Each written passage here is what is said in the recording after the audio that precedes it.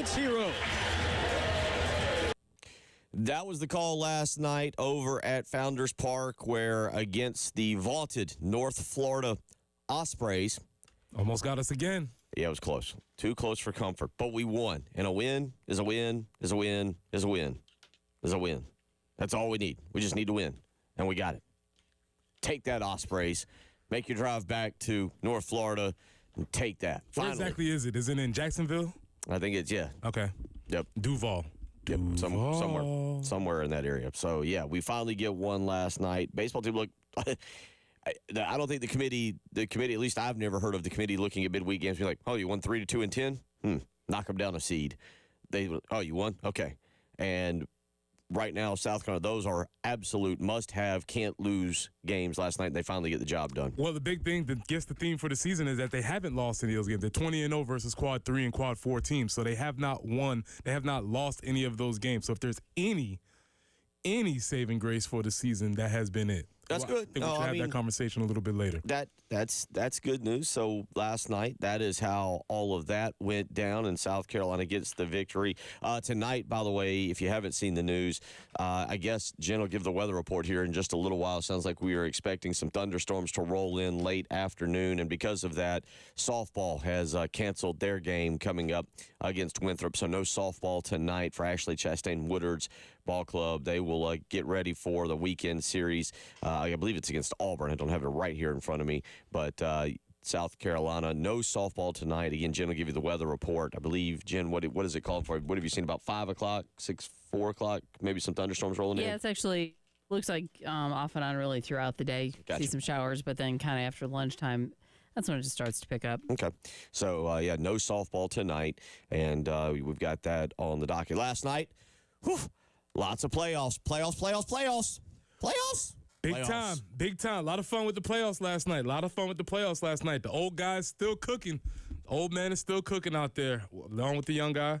So there's a lot going on with the playoffs. NBA, NHL action. What you got from the NHL? NHL last night, fairly entertaining. The Hurricanes, who I will tell you this, Preston, I have gotten into hockey. We have banged the drum for hockey on this program for the last several years. We've banged it more when it comes to playoff time. I mean, look, the regular seasons in professional sports, the only regular season that I think anybody, if you don't have a rooting interest, the only regular season in any professional sport that I think people stay in tune with is the NFL. NHL, Major League Baseball, NBA, I think we all tune out, right? Like at some point you just lose track for like 2 or 3 weeks and you kind of don't pay attention. NHL is really that way. But when it gets to playoff season, there's no better playoffs in my opinion than hockey. And last night, again, you had some really, really good games. Hurricanes get an empty netter at the very end. So it was 3-1. Looks a little bit larger than what it really was, but that was a fantastic game up in Raleigh between the Devils and the Hurricanes to kick things off. You also had on another channel Toronto taking on Ottawa, and they won in overtime. So that's now 8 games in the last 2 nights, 3 of them going to overtime, essentially. Okay. You got some really good ones. And then you had 2 blowouts in the evening games. Thank goodness I didn't stay up. Florida came roaring out of the gate. I believe it was in the second or third period, and scored 2 goals in a matter of like 14 seconds to jump up against on the Lightning. I guess, to go up 4-1. Okay. And so it was bedtime quick. So Florida wins. So they take the first game in that series. And then late last night, Minnesota knocks off Vegas, an upset there, big upset actually, and ties that series 5-2. Or excuse me, they win 5-2. They tie the series 1-1. So you had that last night. But yeah, I think last night as I watched, and what I was going to go with this is I've banged the drum. I love hockey. I've been to games for the Hurricanes. I've been to Tampa. I've been to Vegas. My father's been to Nashville. Austin's actually got almost more hockey paraphernalia in his room than really almost anything else. Like he's got towels and pucks. He's got a South Carolina hockey puck. He's got all kinds of stuff. But I don't know if I've ever fully invested in a team. Okay. I got into this years ago because basically the closest thing I have to a brother moved to Tampa and started rooting for Tampa right as they got good. So I got into hockey for all the wrong reasons. I got in because I started hate watching against Tampa, just anybody rooting against them. Those are good reasons. Yeah, but I never can say I fully settled. Last night as I was watching, I think it's time that I'm pledging allegiance to the Carolina Hurricanes. Okay. I think it's time that if I'm going to take a team that I'm going to pledge my allegiances to the Carolina Hurricanes. I've always been right there on the bandwagon. Austin's got a Hurricane sweater. He's got a Hurricane sweatshirt. Again, he's got the puck. My sister lives in Raleigh, so I've got easy access to go up there to see games. I think, Preston, now is the time that last night was kind of a coming of age moment where I was like, I think it's time to fully invest and pledge my loyalty to the Carolina Hurricanes. All right, that's a solid choice. That's not a bad choice. Local team, close enough to local. So anyway, that was hockey playoffs last night, and it'll roll on tonight. As Jen's going to say, it should be a nice, quiet night. But Washington, Patrick Perrett's team will be back on. Dallas and Colorado has been a phenomenal series at 9:30, and Edmonton and Los Angeles 10 o'clock. If you're going to stay up that late, can't say I'll make it that late, but it'll be another good night of hockey tonight. So the NBA, Lakers tied up the series against the Timberwolves, the old guy and the young guys out there cooking. OKC series is over, 2-0. They're beating that team by 35 points. Thanks to their 50-point win. Well, I was going to say, I was watching ESPN yesterday, and they were just trying to break down that 51-point beating. Yeah, they beat them by 51, and then they beat them by 19 last night. So that series is a wrap. Memphis is done. Close the window on it. They're going to have to figure something out over there. Also, the Pacers up 2-0 on the Bucks. Bucks done. That's going to be a very interesting issue. Interesting breakdown of that team down there. So yeah, pretty decent night of NBA playoffs. 2 games that were sort of blowouts. The Lakers game got close at the end. Okay. All right. But Lakers get the job done. 2 things from yesterday. So, again, this is going back to NBA and kind of checking out on it specifically this season. I missed where the Pacers got really good again. Oh, yeah, the Pacers been good for about two years now. Tyrese Halliburton, they score a lot of points. They're a lot of fun to watch, actually. Which is not – because I remember the old Rick Smith, we're going to win 88 to 80 games. Yeah, they play a totally different style of basketball. Yeah, that is true because when the Pacers have been good, they've traditionally been dudes that'll beat you up. Yeah, Reggie Miller, Artest, that was kind of ugly basketball. But, yeah, this team is fun to watch. They run around. They shoot a lot of threes. They've been good for about 2 or 3 years now. Yeah, I missed that last night because I'm still stuck from the Bucks having, and they do, Giannis, and I know Dame Lillard came back last night.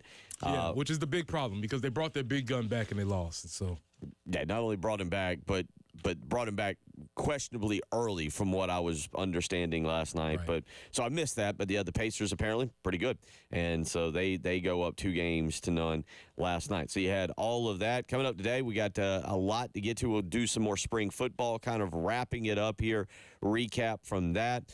Talk a little bit about the running back situation there. Also got Tony Annan joining us coming up later on this morning. He'll hit us up at about 7:30 and hang out through the show, and I think it's time we officially just dub him kind of a co-host. We're going to take him through a lot of different things this morning. We'll get into what his team is doing, but we'll also he will be forced to discuss some playoffs, maybe some NFL draft, also a little bit of you got on here a Luka versus Harry Kane comparison. Yeah, I need to know what's going on with Luka versus Harry Kane. My Tottenham Spurs have been struggling ever since they traded my guy away. Well, transferred him away or sold him, whatever they do in soccer. And I just need to know if it's the same concept. So we'll get into that. Also coming up tomorrow, we texted about this yesterday, and it got me thinking, I don't know where I'm at. Usually the NFL draft, I kind of get into it. And I don't know where I'm at on it this year. I don't know if I'm annoyed by some of the people. I don't know. I don't have the same kind of jazz and excitement. And I use excitement. Maybe that might be the wrong term. But it is kind of strange because in the past, I've always been like, hey, draft's coming up. Something to watch on Thursday night, cut on the television, sit down, see who's the one pick, see what the guys are wearing, what people say. If some kind of crazy trade happens or some player that you're like, oh, that guy wasn't good, but he somehow went in the top 10.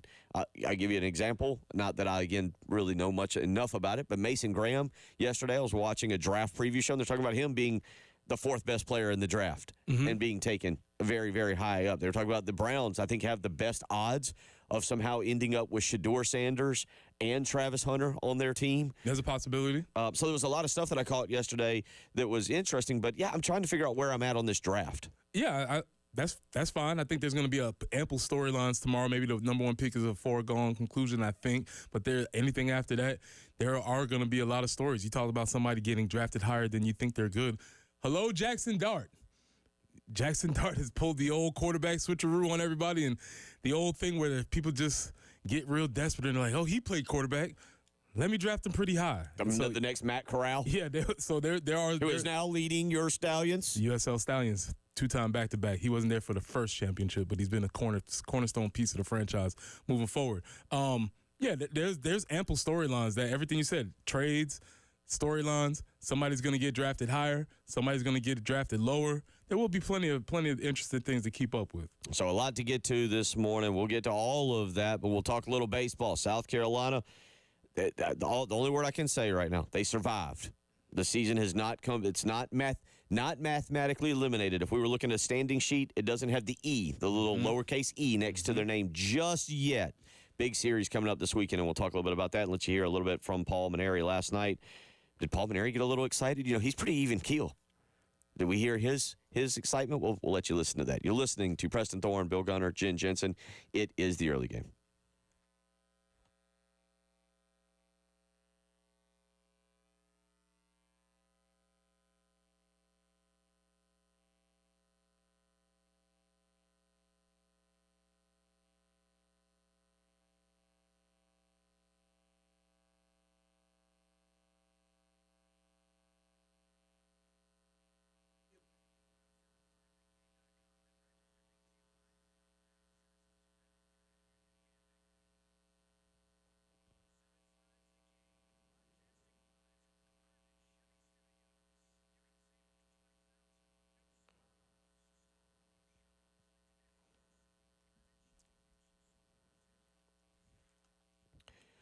Bill Gunner for Zero Res Carpet and Air Duct Cleaning. Let me ask you right now, how are those carpets looking? We're heading into the summer. The kids are going to be racing through the house, coming in from outside when they're out of school, and you may as well go ahead and get the carpets clean right now. The carpets, the rugs, the tile, the upholstery.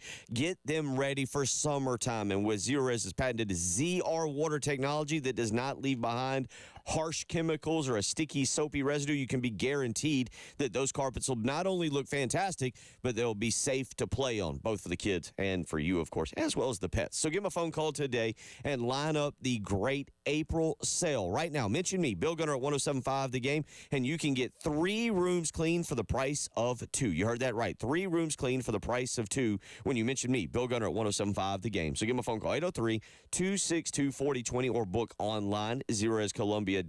Zero Res, spell it backwards or forwards. It's the only way to clean.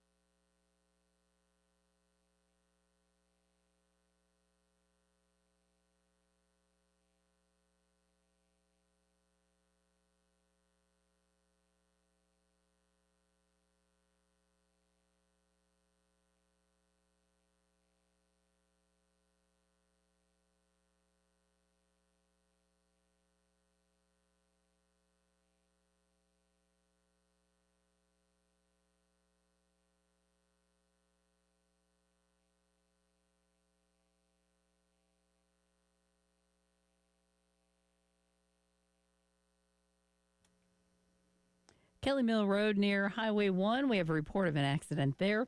Also, you'll find one in the Chapin area, Dutch Fork Road near Broad River Road. And the forecast we've been talking about, yeah, we could see a few showers this morning that could change over in the heat of the afternoon. A few storms possible after about 2 o'clock this afternoon, but kind of like 30% chances of showers throughout the day. Increased chances for thunderstorms continue around dinner time or so. And then tomorrow we're looking for scattered thunderstorms again, high of 79, 82. On Friday, maybe a couple isolated thunderstorms. Right now we are at 62 and it's overcast on 107.5 The Game.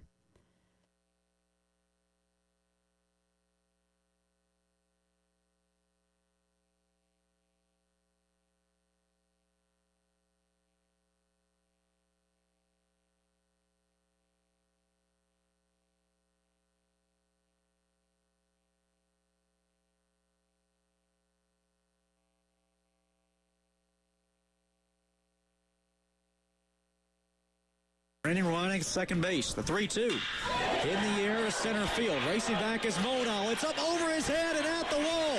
Ground rule double out of the park. Carry-on will come home to score. It's a walk-off winner for South Carolina. K.J. Scobie is tonight's hero. Obviously, it was exciting to have our first real walk-off win. We had one earlier this year to make it a 10-run game, but this was our first true walk-off win, and you forget how exciting those are when you've been away from the game and you have your first one. Just real happy for KJ. It was a beautiful swing he put on that ball, and had a lot of confidence in him. Gave him the green light, 3-0. Tried to do a little bit too much with that pitch, but then with 2 strikes, he just had a great approach and tried to go the other way, and worked out well for us. I thought we pitched great all night, and it was a good victory for us. There you go. And I feel like in a way he answered one of your questions. Confirmed. Thank you, Coach Maneri, and all your infinite baseball wisdom for confirming what I've said last week or 2 weeks ago, or whenever that happened. A walk is not a walk-off. You heard what he said. A true walk-off. Jen, can we play that one more time? Can we just listen to Coach Maneri one more time? He didn't say true. He said real walk-off. One more time, and then we'll cut. Obviously, it was exciting to have our first real walk-off win. Real walk-off win. Yeah. The last one wasn't a real one. I told you that, Bill. So we get on the show and everybody's like, oh, what do they talk about? I told everybody that wasn't a real walk-off. And I'm going even further. I don't know if a ground rule double is a true walk-off either. I don't know. I'm just saying. I think a real walk-off has to be a home run. I don't know. I'm just putting some things together, because if you remember, Bill, you had beef with LeBron's perfectly legit shot that was a walk-off. You said it wasn't a buzzer beater when it was a shot and it beat the buzzer. A shot so is I'm what just you saying, shoot when you tap the ball to tap in. Technically a shot. So I'm just saying, this was the first real, as Coach Maneri said, thank you, sir, for confirming my opinion. Was it a walk? Was it a walk for the 10-run? Was it a base hit? I thought it was a base hit at least. That ended the game. It ended the game, yeah. It was a 10-run rule. Yeah, they ruled it. Regardless, yeah, that one ended the game. No, I think last night was a walk-off hit. I think that's the key, is you got to have that last part hit and or home run or walk or whatever. But certainly, KJ Scobie, a freshman, and one of the things that Paul Maneri's talked about, which I don't know how to quantify because I don't pay attention to, I pay attention to the SEC, but not really the rest of college baseball across the country. But how many other teams have multiple freshmen, Bo Hollins, KJ Scobie, playing in their lineup on a day-to-day basis, as Paul Maneri has kind of talked about. But Scobie's a guy that they were really, really excited about early on, and he comes through last night in the clutch. Yeah, he's come through all season. He's played well at the hot corner. He's hit the ball well. He's been reliable. He's been one of the most reliable pieces of this season. And Coach Maneri has talked about the idea that he does not mind playing freshmen. He will play freshmen if they're ready, and he'll play them if he feels that they're the best player. Jen, can we hear clip number 3 here? This is him, Coach Maneri, talking about how he feels about playing freshmen. Yeah, I throughout my coaching career, I've always had, a lot of courage to play freshmen. I don't really care what year they are. I'm going to play the best guys, the guys that I think give us the best chance to win. And, Scobie, I told you right from the start, his defense was so stellar at that position that I think is the most underrated position on the field defensively. If you don't have a good third baseman, it'll show up. And he's not only good, he's great. And even if he hit 200 or below, he'd still be the everyday third baseman just because he plays so great. And Bo, his story is well told. I mean, his defense is outstanding as well. You can't sacrifice offense for that position. But I told him because of his defense that, if we had one-sided wins or whatever, I would get him into games early because I knew that defensively he would be good for us, and not to take those at-bats lightly, even if it's in mop-up duty, so to speak. And every time I put him in the game, it seemed he hit a ball hard. And then finally, early in the year, I gave him a start, and he played really solid game. I gave him a start the next day, played awesome at the Citadel. And ever since then, basically, he's been a starting player, and he's been swinging the bat great, playing great defense. Made a little bit of a mental mistake on the second error by Tippett on the ball in the hole. He's got to learn that if he doesn't have him, with a pick, he's got to come off the base and block that ball up. But the runner got into scoring position and then came home on a single. But those are the things that a young kid has to learn, and they only learn it by playing. So sometimes you have to go through the growing pains. And in Braylon's case, he's just a gritty little hard-nosed son of a gun, and I think the world of him because of the way he plays. And our pitchers pitch their best when he's behind the plate, and that's why he catches most of the time now. Real quick, let's go back to the walk-off thing because I feel like this is an interesting post-game note. This is on the post-game notes email that I have here. It says, this was Carolina's first walk-off since the Raleigh Regional in 2024 and Will Tippett's sacrifice fly in the win over James Madison. Therefore, the notes at least are saying that the previous one, as Paul Maneri said and as you said, not a walk-off.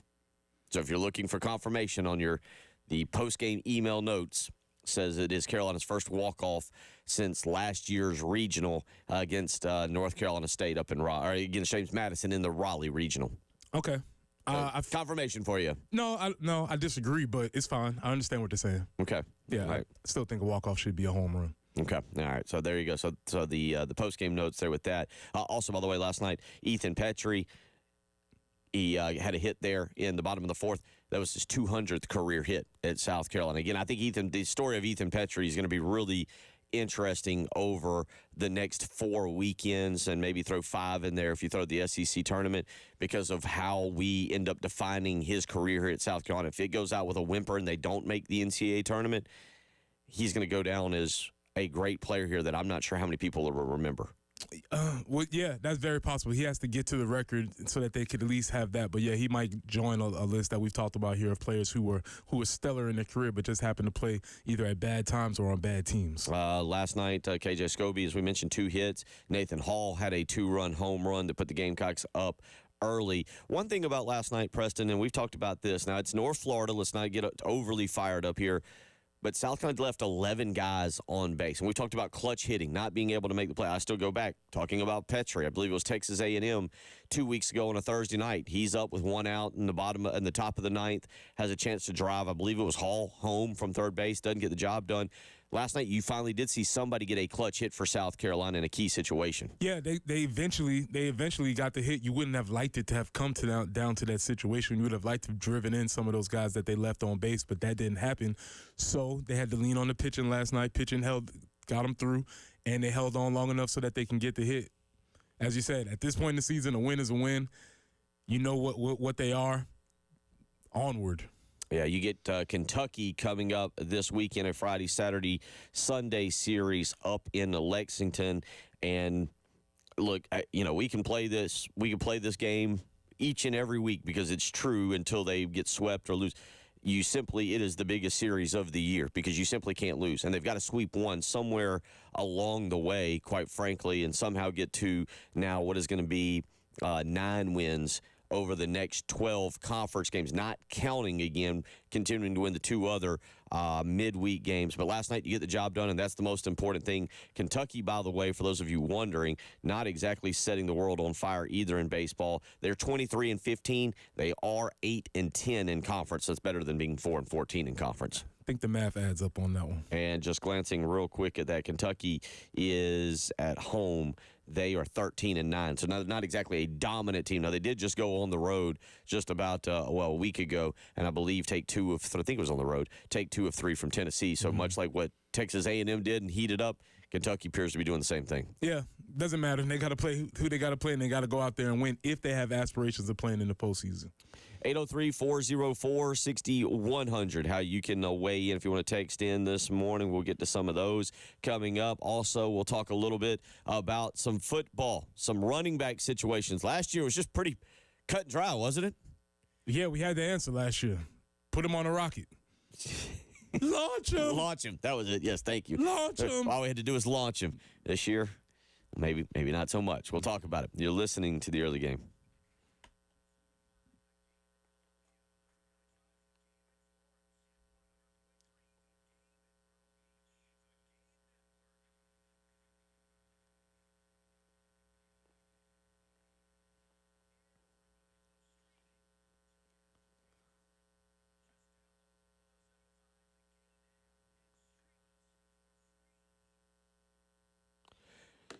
Bill Gunner for Dr. Dan Balknight and the Men's Clinic. Listen, guys, as we get older, we start to have some health issues. Maybe it's at work, maybe it's at home, maybe it's something you want to talk about, maybe it's something you don't want to discuss with anybody, but you need to. And there's no need for you to put off going to the doctor just because you're embarrassed. At the Men's Clinic, they understand. They want to make sure they can help you, and they want to do it in a safe, comfortable environment. But most importantly, the Men's Clinic, they understand that there's no one-size-fits-all approach to any medical issues. You need to be treated as an individual and given a customized treatment plan that's developed around your specific symptoms and what your laboratory results will say. So call the Men's Clinic today and line up a consultation. Meet with Dr. Dan Balknight, 803-875-MENS. Again, that's 803-875-MENS. Don't just shrug off your health. Don't worry about being in a bad environment. Go somewhere comfortable where you can talk. That's the Men's Clinic, 803-875-MENS.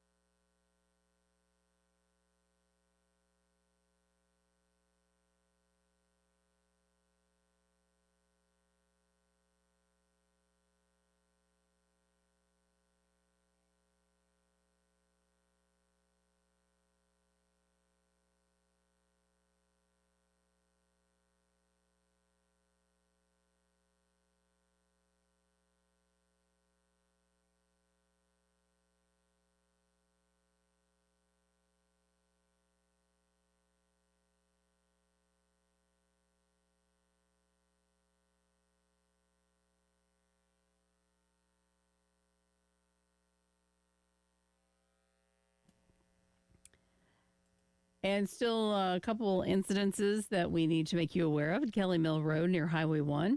Also Dutch Fork Road near Broad River Road. And as far as your forecast goes, chances for some rain this morning. Just a few showers here and there are possible. And then by about 1 or 2 this afternoon, chances for storms come in. A few storms between like 2 and 4, scattered storms pick up after about 4 o'clock this afternoon. So that will all minimize a little bit after 10 o'clock tonight. So just chances of storms really for the next couple of days off and on. You have to be mindful of that. Is right now, though, it's overcast and 62 on the early game.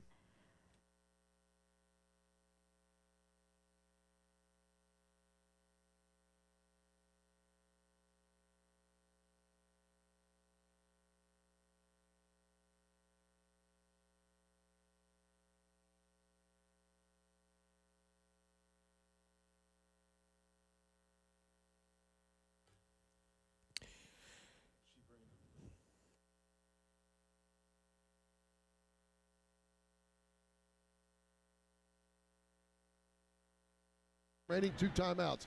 Blitz by Missouri. Shuffle pass inside Sanders. Inside the 10. 5. Rocket going for it. Touchdown Carolina. Touchdown Rocket Sanders. From 15 yards out. The Gamecocks. Whoa! Yeah! Are you kidding me? Yeah, no, hell no, we just scored. Oh my gosh. Shuffle pass. Woo! Listen to this crowd. 15 seconds to go, guys. 15 seconds to go. What an effort by Sanders. Whoa, you're right. Oh my gosh, she got hit around the 10. Like they used to say at the State Fair, meet me at the Rocket. Yes, launch one. He lifted off there. That was the call that set the record back in the regular season for most Rocket references. Meet me at the Rocket, launched him.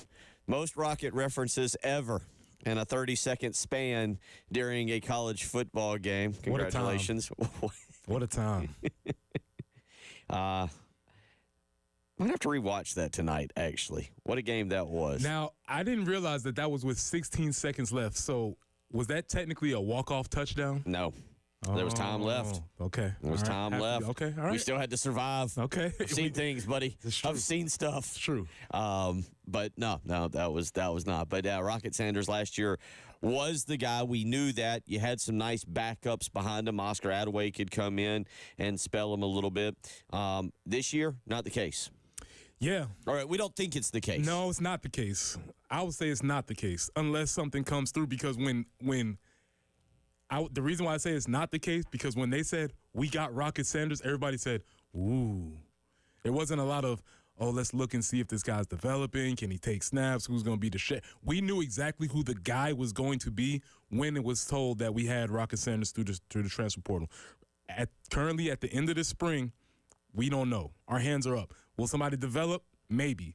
But I would say that's not the case. There is not a number one guy there now. There is a number one guy. The question is whether he's going to be eligible or not. Rasul Faison was brought in to be. Now that's the big news. I'm with you on whether there's a number one or not, because we don't know the eligibility. We do have cryptic tweets that we can try to read through.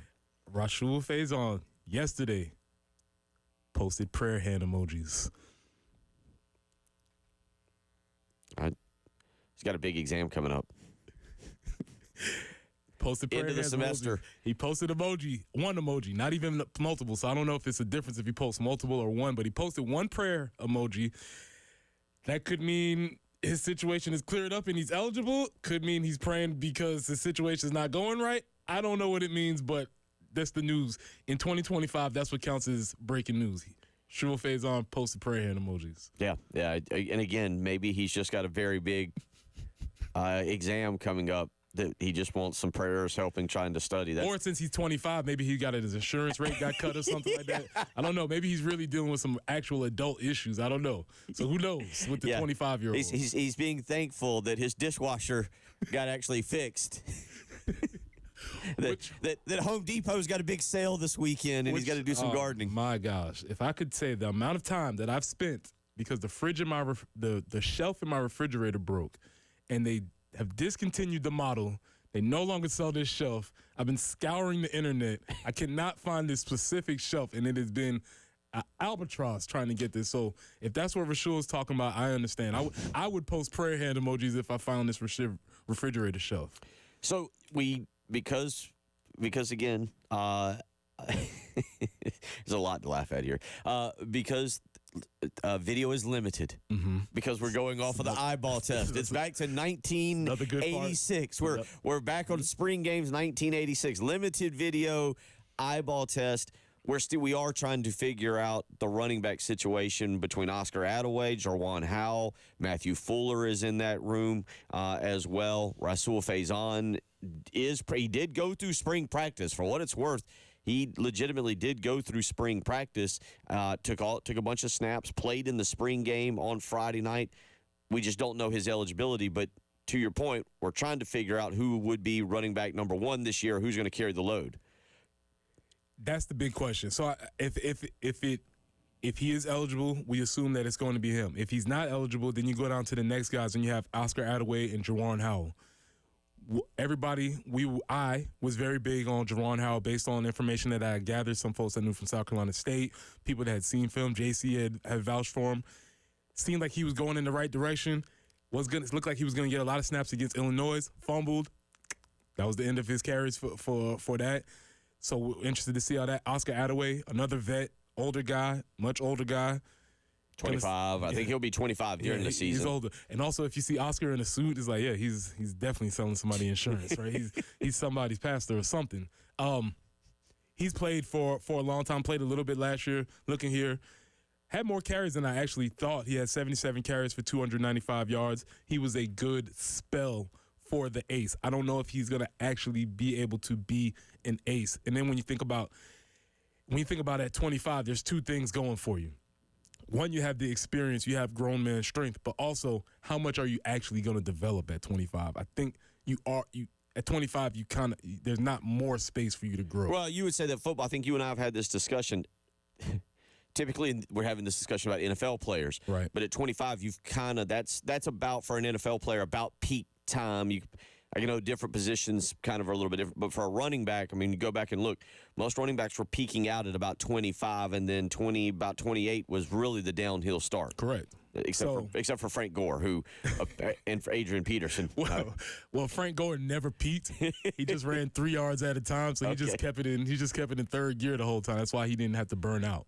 You look at last Friday night, Matthew Fuller led the entire team in rushing yardage, 5 carries for 20 yards. He gained 22, lost 2, so net 20. Oscar Attaway, 5 carries for net 7 yards. Jarwan Howell had 4 carries for net 19 yards, and Rasul Faison had 3 for 10 is what it ended up coming back. Now, the other question on this, if it's this situation, how much more does the offensive game plan incorporate Lenore Sellers as the running back almost? Well, that seems to go contradictory to what we've been hearing from Shula and how they want him to be a secondary guy, and they want him to use his legs, break in case if necessary.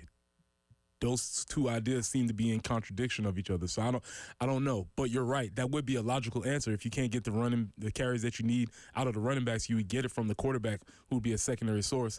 But I don't know if that jives with what Mike Shula wants to do on offense. Yeah, again, then behind them you've got several walk-ons, but right now the guys that you're basically paying attention to are Faison, hoping he gets eligible. Had a very good year at Utah State. I think that's the guy that they would be wanting to step in and be the number 1 guy.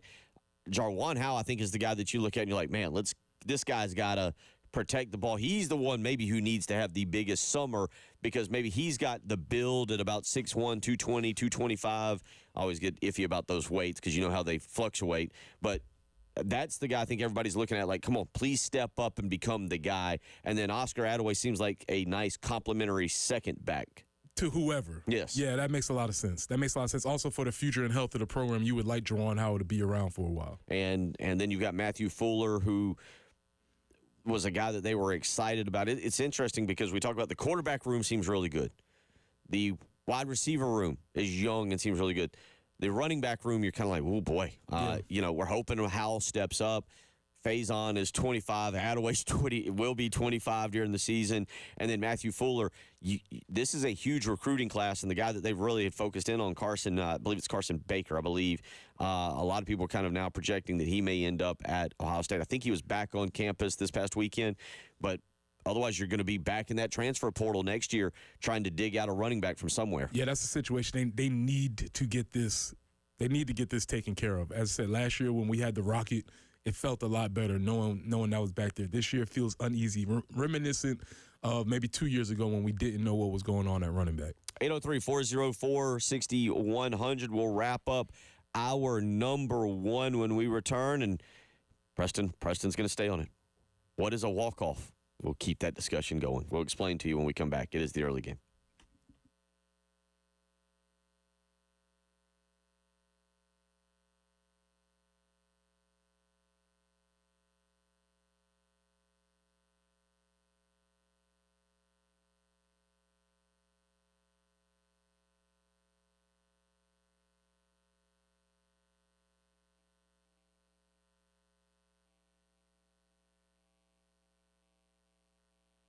Hey, Columbia, it's Preston here for Cato's Power Equipment. Cato's Power Equipment has been family-owned and serving the Midlands since 1983. That's over 40 years. And third-generation owner Ben Cato provides top-notch service, great deals, and the mom-and-pop values that you love. And Ben is determined to raise the standard of sales, service, and retail. At Cato's, they are proud to offer a wide selection of new and pre-owned mowers, tractors, and more.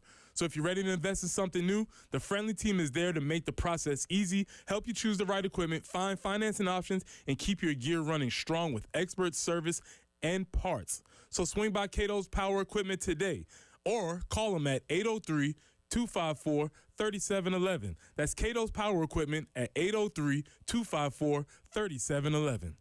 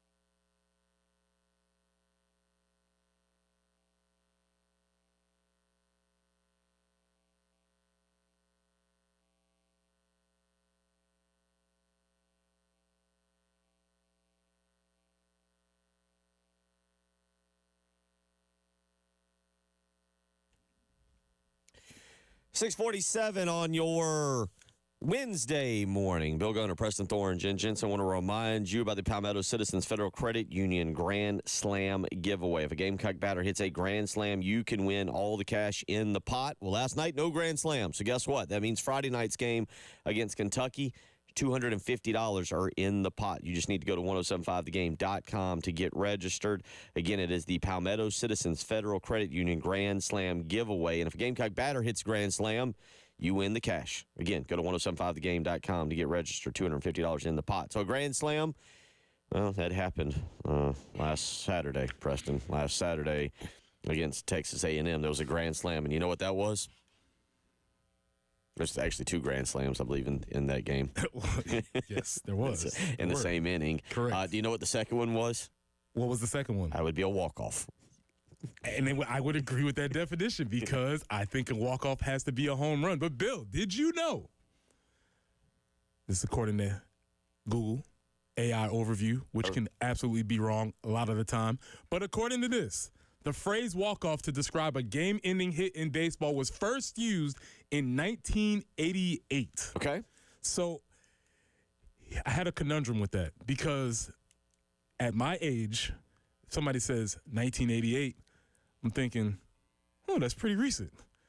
Somebody else here is 1988 and like, whoa, that was a long time ago. I feel like the phrase walk-off has been around forever. And kind of, if you say 1988, that kind of means forever. So the idea of a walk-off has been around for a long time in the baseball lexicon. We've been using this phrase. We had a situation earlier this year where we had a walk-off walk.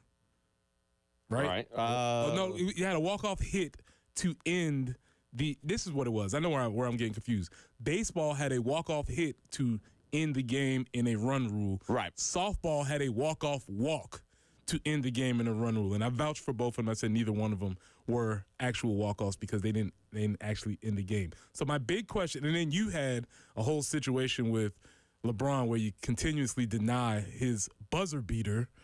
Which there was a buzzer beater. Which he hit his buzzer. That is a very fair. That is actually a very fair for what LeBron did. His buzzer beating shot.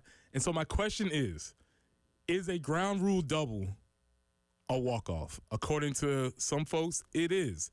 Jen, this is Paul Maneri. Can we get clip 1 really quickly? Paul Maneri just saying what he thinks about this. Well, obviously, it was exciting to have our first real walk-off win. We had one earlier this year to make it a 10-run game. But so he said the first real walk-off. So, Bill, what is a real walk-off?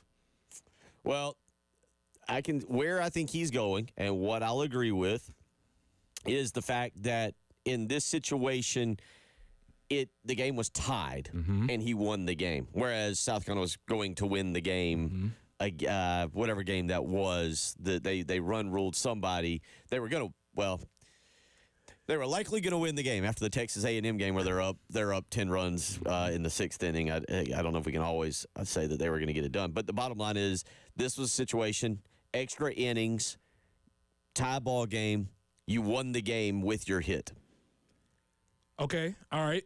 Well, according to the New York Times, Bill. Okay. According to the New York Times, while walk-off was once applied pretty much strictly to home runs, like many other words, we've lost the definition. We don't use the definition anymore. The New York Times did not regularly start calling non-home runs until 2007.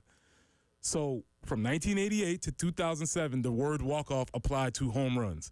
And then in 2007, we get lax with like everything else. We don't apply the words. We like to broaden definitions. Probably around the same time when we started calling the mercy rule the run rule and we got soft on everything, we start saying that it's just a hit.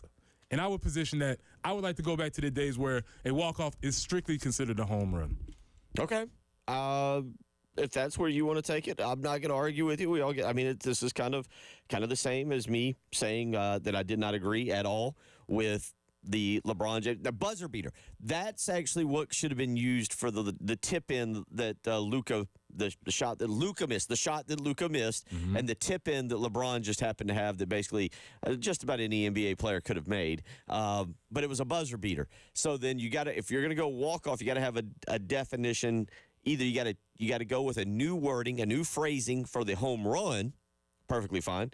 Or you've got to go with a new word for the hit that wins a game. Yes, you can make a new phrase, and this one we get Tony Ann, and I'm going to ask him about, is a penalty kick, is that considered a walk-off? Okay. Does it have to be the last penalty kick? So I have a lot of questions. Continuing reading the article, in Japan, obviously they don't speak English, but they call it the sayonara home run, and that is brilliant. So they have all different phrases that they use. So it works. See it wouldn't want to be it. Mm-hmm. I like it. There you go. So they have all different phrases that they could use for the word home run. But I would like to strictly proposition that even though Coach said it's a real one, I think the phrase walk-off should only apply to home runs. Except when you win a World Series with it. Which I think the Cubs did, right? Yeah. Well, no, I was talking about the 2010 College World Series. We got to get that call back because of the sad news yesterday about Mike Patrick. We don't have that, do we? No, we don't have that. We'll have to get that. The passing of Mike. Sorry, I'm taking a turn on both of y'all, but the passing of Mike Patrick yesterday, who was actually one of my favorite announcers. But yeah, we'll see if we can dig that back up with the. Are you talking about the walk-off hit from Whit Merrifield? Yeah, they're talking about. I think Whit Merrifield scored, I believe. Look at her. Look at her. Line drive right field, base hit. Oh. South Carolina wins the College World Series. Doesn't say walk-off. It's not a walk-off. But it was Game-winning hit. But that was game-winning hit. okay. All right. Okay. Game-winning hit. There you go. A big-time game-winning hit, but not a walk-off. 803-404-6100. Do you agree or disagree? Joey from Sumter weighs in and says Tommy Moody used to refer to anything that won the game as a walk-off, be a hit by pitch, a walk home, a double, whatever got the run across the play of the game, he referred to as a walk-off, and I will 1,000% defer to him. That's playing dirty. You're right. Come on, man. That's come on. Yeah. Can't answer that. Can't argue with Can't that argue either. with that. I think Todd's got it backwards. He said if only home runs are considered for a walk-off, then Sid Bream's, I believe he meant hit, was not a walk-off. Bream didn't get the hit. Sid Bream slid. I believe that was Francisco Cabrera with the hit. It was old Crazy Legs Bream that came around third to get in there in 92. Not a walk-off. Not a walk-off. We will revisit this. Tony Annan will join us. Plenty more as we roll along. It's the early game.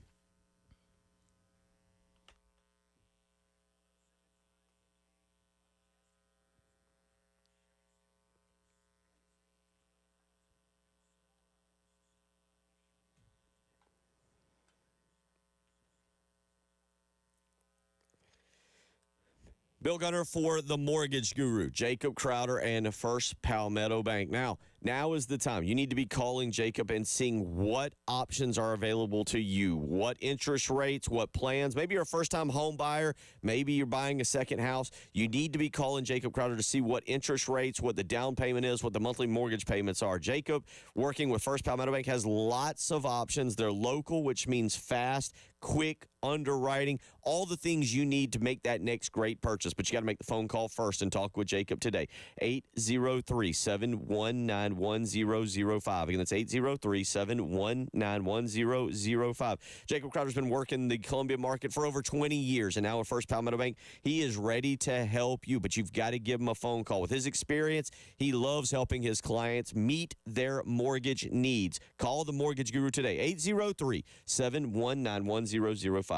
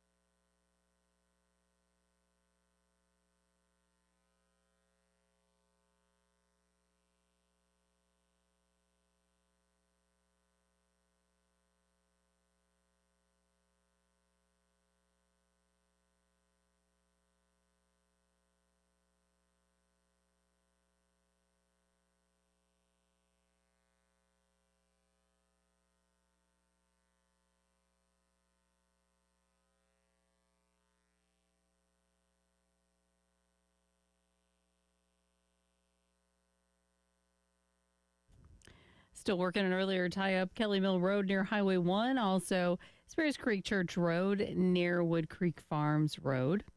And Broad River near Beatty Road. Those 3 accidents. Just chances for some scattered showers today. Thunderstorm possibilities come in after about 2 o'clock this afternoon.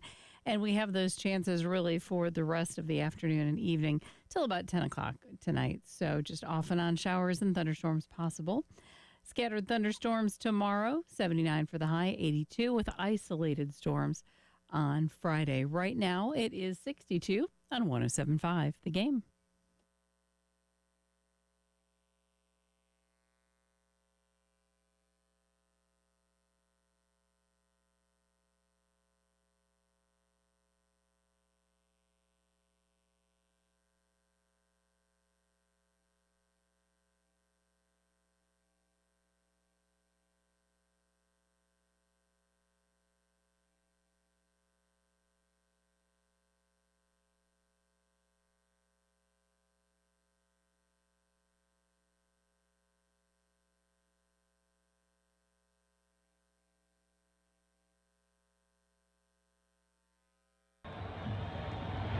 A lot of room in right center. If he hits one there, we can dance in the streets. The 2-1.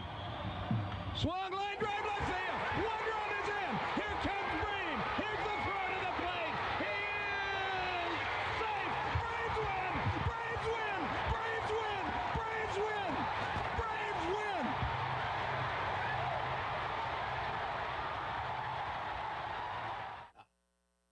win. 1992. Francisco Cabrera, Sid Bream, just number one, a warm, cozy blanket at 7 a.m. for a lot of us out there. I'm sorry, when you get a base hit to win Game 7 of the 1992 NLCS to send your team going worst to first to the World Series, yeah, you get walk-off status on that. It's one of the most transcendent moments of my life. I hear that call, and I just get reminded of better times. I would just... Much like the batting cage sounds, if I could just play that clip when I'm having a bad day, when things aren't going right, tax bills due, just play that, I'll feel a lot better. It is one of the greatest calls ever, not a walk-off. Let's get it one more time, Jen. One more time. Let's hear it. 1992, Game 7, NLCS, Francisco Cabrera at the plate. A lot of room in right center. If he hits one there, we can dance in the streets. The 2-1. Swung line drive left field. 1 run is in. Here comes Breen. Here's the throw to the plate. He is safe. Braves win. Braves win. Braves win. Braves win. Braves win. Kids, if you're riding in the car and Dad's tearing up right now, understand there's a generation of us that listen to that call. And fond memories, fond memories, golly, from 33 years ago. Is that right? 30. Oh, boy. That's when it gets spooky. Okay. Now, kids, your dad is probably tearing up a whole lot thinking about the fact that it was 33 years ago. That leads us to what occurred last night, Jen. KJ Scobie, runners on first and second, bottom of the 10th inning, tied 2-2. Not the NLCS and not the Pittsburgh Pirates, but North Florida on a Tuesday night. Here's what happened. Inning running second base, the 3-2. In the air, center field. Racing back is Modal. It's up over his head and at the wall. Ground rule double out of the park. Carry-on will come home to score. It's a walk-off winner for South Carolina. KJ Scobie is tonight's hero. Maybe not the same fond memories, but and the North Florida Ospreys have been a thorn in our sides for a while now. So that is something that we if he didn't hit it, it could have been a whole nother conversation we were having this morning. So kudos. Yeah, wouldn't have been as fun. York made a comment on the live stream that I thought was interesting. When you make any play that causes the other team in the outfield to walk off the field, there's your walk-off. That's what the word has grown to. But I will say again, The word was first used by Dennis Eckersley, who famously gave up another walk-off to Kirk Gibson. It was first used, and it was described as when the pitcher walks off the mound from a home run. But words evolve, words change, and so we can use walk-off for everything now, but there was at one time a very strict definition. When my son played baseball, like travel baseball, he actually had a walk-off grand slam, and that was pretty exciting. You know, so still Out of have the that park? game ball Out of to the park this day. grand slam? Yeah. Okay. No, because, you know, like you said, Little League or whatever. Yeah. Sometimes no, you hit it into the outfield. That ball would go anywhere and everywhere with the outfilders, but that's awesome. I don't know, 12, something like that. Yeah. Oh, wow. No, That that's was a pretty big cool. one. Yeah. Yeah. Did you ever have you were all-state first baseman? Did you ever have a walk-off? I did. Really? I did, against the old Stratford Knights. Oh, really? Well, come on. Let's relive it for a minute. Let's go down memory lane. Let's see if we can get a tear coming out of Preston Barnes' eye. Long ago, yeah. It was in the playoff game, and we scored the tying run, and I came up to bat, hit a home run to win the game. That's awesome. In the bottom of the seventh or whatever, ninth or whatever the innings are in high school baseball. Now, were you built more for power or speed? I was built the way I'm built now, so it wasn't a lot of speed. that was kind of him. He was more of, you know. So he didn't need to leg one out to first base. Yeah. That ball needed to be cleared. Yeah, it had to go way far. Had to go way far. Yeah, man. So I did have I think may have had one or two. That's awesome. 803-404-6100. Gamecocks win last night. They knock off North Florida. And as Preston had said, North Florida's been a bit of a pain this year. This academic sports calendar year. Ask Lamont Paris. And South Carolina wins last night. And after the game, this is Paul Maneri talking about how walk-offs are exciting. Well, obviously, it was exciting to have our first real walk-off win. We had one earlier this year to make it a 10-run game, but this was our first true walk-off win, and you forget how exciting those are when you've been away from the game and you have your first one. Just real happy for KJ. It was a beautiful swing he put on that ball, and had a lot of confidence in him. Gave him the green light, 3-0. Tried to do a little bit too much with that pitch. But then with two strikes, he just had a great approach and tried to go the other way, and worked out well for us. I thought we pitched great all night, and it was a good victory for us. That's the big part. It's a good victory for them. And Preston, they're searching, they're trying to hold on, doing whatever is possible, scratching, clawing, trying to find a way to get to postseason. And one of the stats that could come into play is the fact that they are 20-0 against the bad teams, quad threes and quad fours. You don't have an ugly loss on your resume. You've been thumped a few times, but you don't have an ugly loss. Yeah, and that's left with a question of what does that mean? Does that mean that they beat the teams here who they're supposed to beat? That's something to be proud of, because not every team does that. Does that mean that maybe there is an actual talent gap when you talk about them playing the SEC teams and why they're not able to get over the hump? I think this is a really interesting statistic. I'm not exactly sure how you parse it out to figure out what it means, but for now, them being able to take care of business in the midweeks, take care of business against teams that they are better than, clearly has been something that has even kept this remnants of a conversation alive. That statistic, 20-0 versus quads 3 and 4 opponents. Not saying deserve a medal, not saying deserve a cookie, but it is something that they can hang their hat on. Well, let's just go through real quick. This is updated as of Monday. This is the D1 top 25. The D1 top 25. You have played 10 games so far. Let me make sure I'm doing my math right on this.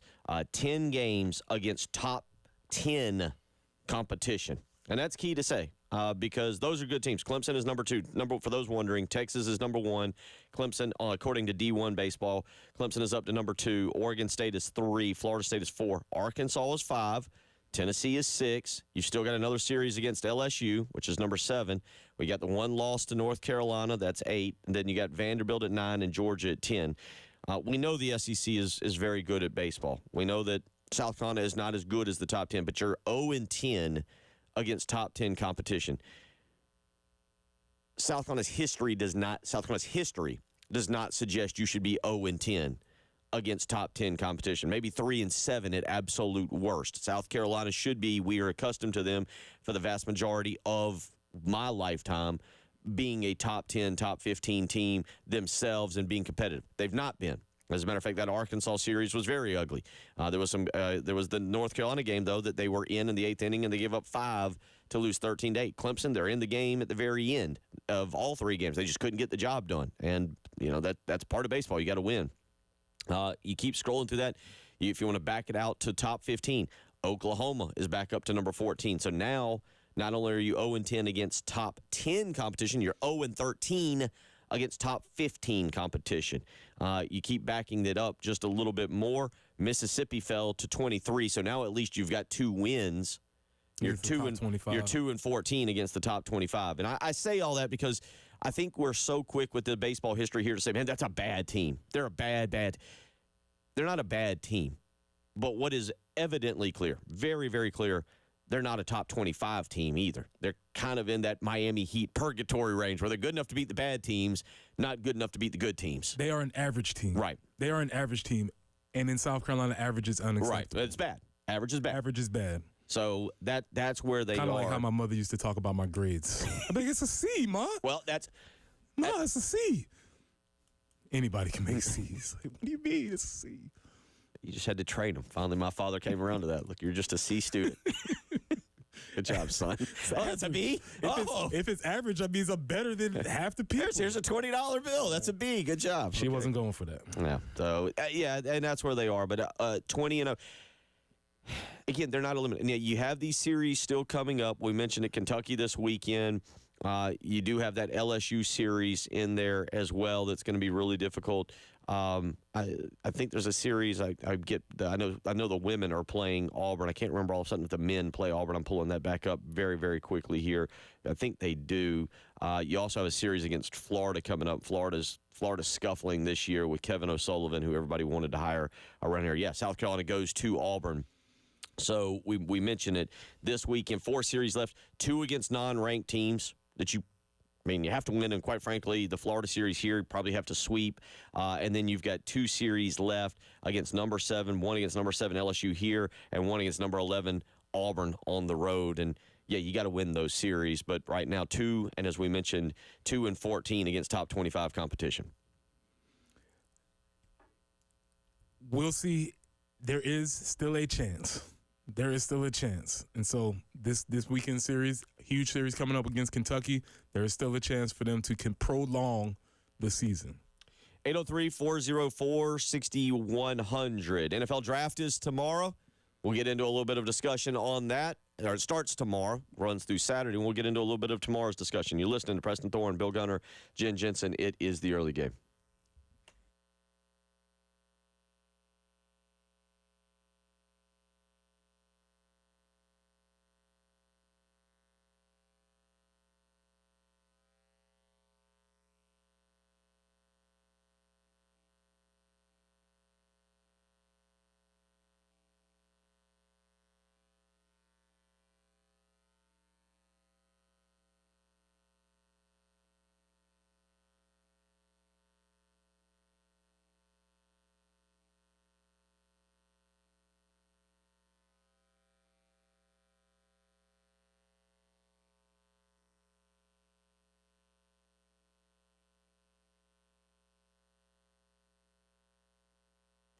Bill Gunner for Corley Pool Solutions, where they believe in providing the absolute highest quality swimming pool service at the most affordable price to you and your family. Don't believe me? Give them a phone call today and find out why it is more affordable for you to contact Corley Pool Solutions than for you to try and maintain the pool yourself. Number one, they're the experts. They're the pros. They've been in business for over 20 years. That's one thing that stands out. 2, flat rate pricing, including all of the chemicals. You know exactly what you're paying for. It's simple. It's easy. They have weekly visits. So call today and line up your maintenance. Pool season is just around the corner.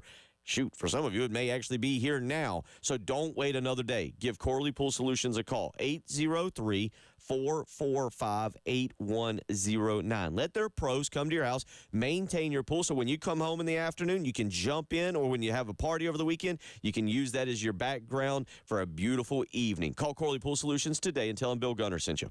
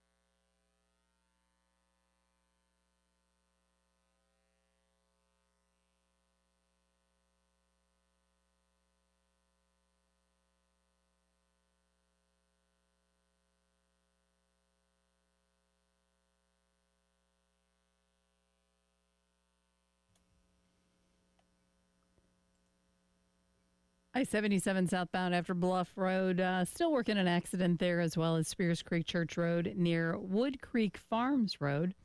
One other slowdown to make you aware of, Broad River Road near Beatty Road. 81 will be our high today. Those scattered storms will be coming in. Scattered showers throughout this morning. By this afternoon, they could turn into some thunderstorms, but again, scattered, just not a complete washout. And we should see the same activity for tomorrow with a high of 79 and a couple isolated thunderstorms come Friday and a high of 82. But it's overcast right now, and we're looking at 61 on 107.5 The Game.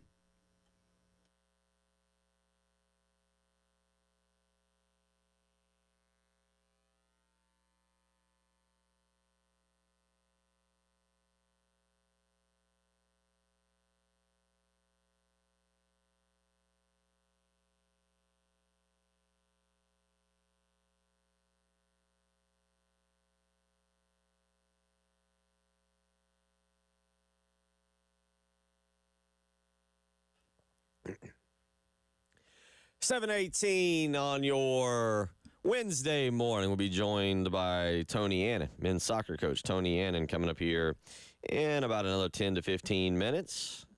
While we're waiting for him, we're going to play one of Preston's favorite games. Also, something in the break has bothered Preston. We'll get to that, and we'll try to get to some NFL draft stuff as well. Want to remind you, though, go to 1075thegame.com, click on Sweet Deals, and purchase your craft beer card today. Just $59. That's a savings of around $300. Go to 1075thegame.com, click on Sweet Deals, and purchase your craft beer card today. All right, first, I'll make you happy because it feels like you're going to be annoyed with something in a second. Is that fair?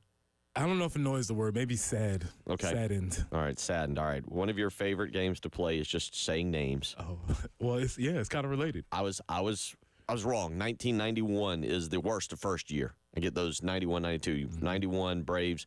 So I had to look it back up. Opening day starters for the Braves in 1991. Worst of first. Ready?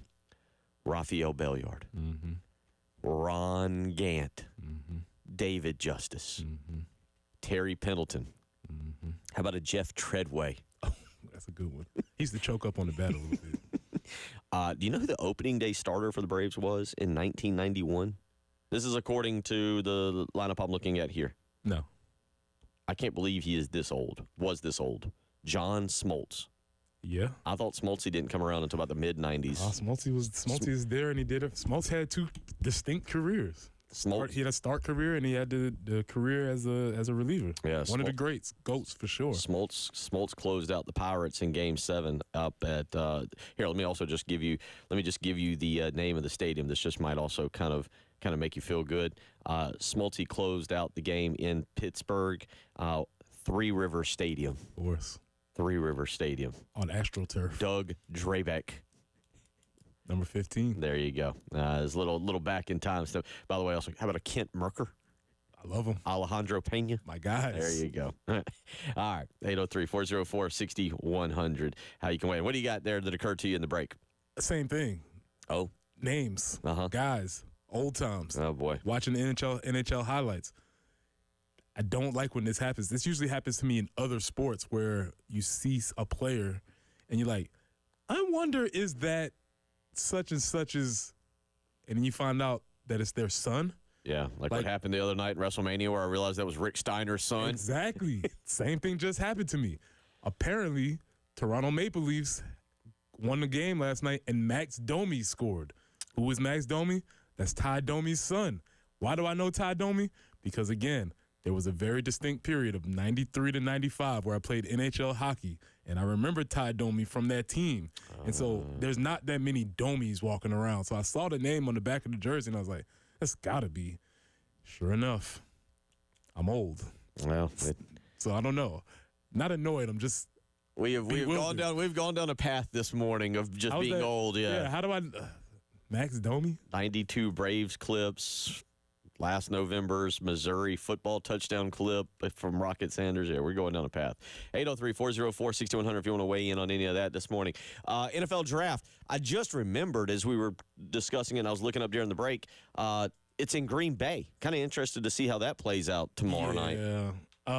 I guess, man, big difference between – they're trying to make the draft into a destination deal where you go and you visit. Right. There's nothing in Green Bay. Well, that's what I'm kind of like. They've done it. They did it in Chicago last year. No, I believe it's been in Detroit. It's been in Nashville. It's been in Chicago. All great cities. Vegas, I think. Vegas. Yep. Which one of these is not like the other? I agree. That's why I'm kind of interested to see what this looks like tomorrow night. I mean, I would love to go to Green Bay, to go to Lambeau for a game, right? Preferably in the wintertime when it's snowing. Yeah. I want that experience. But other than that, I don't know why anybody would really visit Green Bay. There's not a lot going on there. I assume. I don't know much about, like, I know that the stadium is in a neighborhood. I've seen some Airbnb. I don't know if we did it here on this show, but some Airbnb that had it was like the Packers house, and it actually looked really cool. And it's like you walk out back of it, and it's kind of an open. Their backyard is an open bar with no fence around it, and you're staring straight at the stadium like you would have your tailgate there. But I'm with you.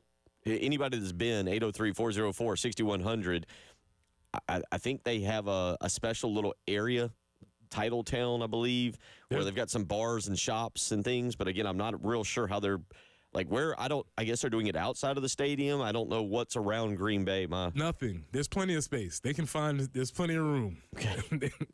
There's a shuttle from Appleton, Wisconsin that they can get to folks. Oh, okay. There's an overflow. So, yeah, I don't think there's a lot going on. I mean, again, what they're trying to do with the draft is they're trying to give the places that more than likely will not get a Super Bowl, they're trying to give them another event. And again, it's been really cool. Detroit showed out. Nashville showed out. Vegas, obviously. I'm interested to see how it is for Detroit. For Green Bay. Yeah, I really haven't. Again, I haven't thought about it until I just looked up and saw it. Now, the one thing from South Carolina standpoint that we will see tomorrow night, or we expect to see, is the call of Nick Eamon-Warry being drafted, and that'll certainly be something that will be good. South Carolina, look, you'll once again point to the last couple of drafts where you've had a first-round draft pick kind of guy, but Nick Eamon-Warry tomorrow night. Let's start with that before we look back at last year's draftees. Well, he will get drafted tomorrow night. He should have his name will be called, and it should be a great night for him. We'll see what teams. There's a couple of different teams that are in the running for him, but you never know how the draft is going to fall. But he's positioned himself to be in that spot. So that's going to be really, really cool for him. Now, in terms of looking back at last year's draftees, what did you have there? So Xavier Legette, drafted by the Panthers, had a pretty decent season, 49 catches, 497 yards. He had a decent season. Definitely got a case of the dropsies a couple of times during the season. And a lot of YouTube videos. He's been more. Is he more well known right now for his recipes and his voice than he is for his football playing? I would say so. I would say so. I would say especially if you go around nationwide, they probably can point to him necessarily for the things that he did on the field. Also because the Panthers weren't great, so that wasn't good. Spencer Rattler got drafted last year in the 5th round. A lot of people thought he went too low. I thought he went at the right time. There is a storyline developing around Spencer because David Carr's shoulder apparently is falling out of the socket, and they need a quarterback. Will they draft somebody ahead? Do they think Spencer is the actual guy for the team? That is yet to be determined. Spencer had an opportunity to take that position last year. He did not do it. He was okay last year, about as average can be. 1,300 yards, 4 touchdowns, 5 interceptions. Wasn't great. Serviceable. What you would sort of expect from a backup quarterback. Interested to see that season. And Marcellus Dowell got drafted, played in all 12 games last year by the Patriots. Obviously, there's a new coach this year with the Patriots. Interesting to see how that plays out for him. So you look ahead, obviously, the only other guy that maybe if somebody falls in love with him and all it takes is one team, TJ Sanders maybe slips into the first round tomorrow night. That would give South Carolina 2 first-rounders tomorrow night, kind of going on the heels of what you just talked about with last year. Yeah, well, we'll see. We'll see how that looks, but we talk about the draft being reoccurring. The guys that previously got drafted, Zach Pickens for the Bears. He's been solid, been okay. He's been solid. Cam Smith, been a disappointment. Been a disappointment with the Miami Dolphins. Was drafted very high. Has been a disappointment. The biggest one from 2023, which nobody, I don't care unless you're his cousin or his mother, Jalen Brooks, 7th round pick, has been the solid number 2 receiver for the Dallas Cowboys. that has been very interesting to me. Along as I was watching the Cowboys, along with Rico Dowdle, along with Ismail Okwamu, they kind of had a little Gamecock team going on down there. But Jalen Brooks has almost solidified himself as a legit number 2 receiver in with the Cowboys. I'm interested to see how that goes. But if you would have thought that him getting drafted in the 7th round in 2023, that he would be here, I would not have predicted that. If you remember, Brooks had some, I say miraculous, but some incredible catches. His problem was he had that weird start. I think it was during COVID where they couldn't get him eligible right away, and then it was like the LSU week, and they got him eligible, and then he got suspended, and something happened, and his career here just never really got going like they wanted it to, but he did a lot of really good things when he was actually playing and made some pivotal plays, I believe, in the second year. There was a catch, I can't remember, against Clemson that was huge that helped him. Yeah, all of that's true. I still would have never predicted that for him to be at this point, just because of where he got drafted and the team that he got drafted. But he's doing well. I'm looking forward to seeing how that works out for him. 803-404-6100. We'll talk a lot of draft tomorrow and analyze, get some breakdowns, all that stuff, as it'll be fun to look ahead to tomorrow night in Green Bay. I'm with Preston. Be kind of interesting. Shannon weighs in and says they got a lot of bars. Great bars in Green Bay. Again, you take me to Lambeau in December in the snow, I am here for it.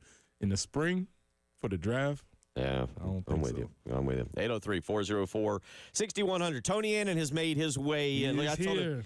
He was recently in Utah. He's going to tell you about that because we were talking about the new South Carolina men's basketball transfer who comes from Utah now to Columbia, South Carolina. We'll see if Coach Annan can maybe relate to the humidity that Mike Schrumpvitz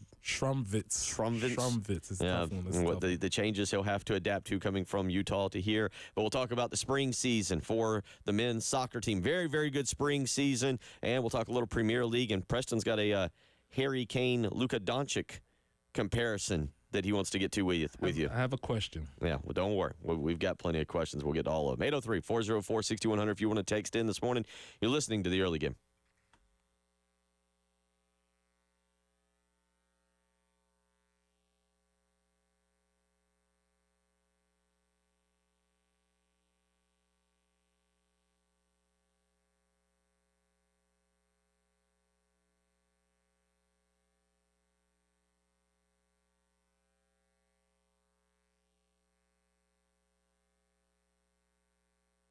Bill Gunner from Mid-State Roofing, where for nearly 30 years, Larry Leitner and the family, they've been the leader in the roofing and waterproofing industry. And it's that proven history that is your assurance that their professionals will get the job done in a safe and pleasing manner to you and your operation. So you need to give them a phone call. And they're there for you 24 hours a day, 7 days a week, ready to help you with a maintenance contract. 803-356-1919. Again, it's 803-356-1919. You can contact Mid-State Roofing. And again, 24 hours a day, 7 days a week, they are ready to help you. So it's 7:29 here on a Wednesday morning. You give them a phone call, you'll speak with an on-call technician. Or if you give them a phone call during hours, you'll speak with a Mid-State Roofing employee. 803-356-1919. Call Mid-State Roofing today. Tell them Bill Gunner sent you.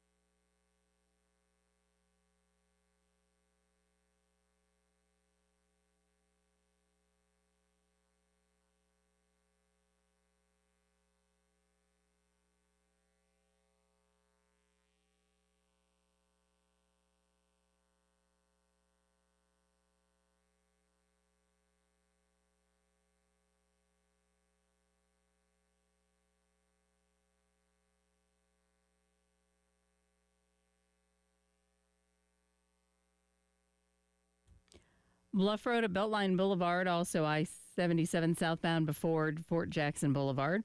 Also an accident, I-77 southbound after Bluff Road.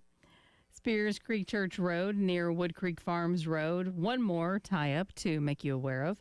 Broad River Road near Beatty. And yeah, we'll be seeing maybe some scattered showers today, and then later this afternoon they might turn into scattered thunderstorms, and we'll kind of have off and on scattered thunderstorms really throughout the evening till about 10 o'clock tonight, and that should clear up. Chance for some scattered thunderstorms tomorrow as well. Today's high 81, tomorrow's high 79. Right now, sitting at 62 on the early game.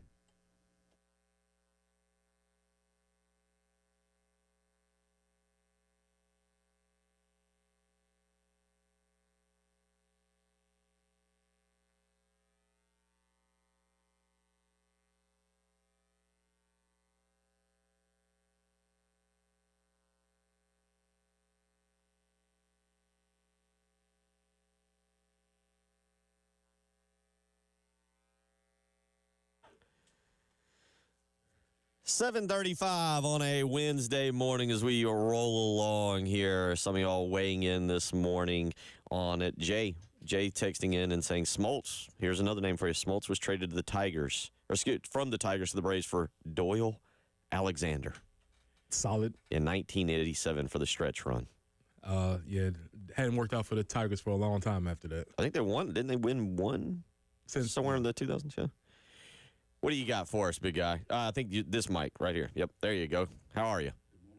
Okay, maybe not that one. Try that. No, it's.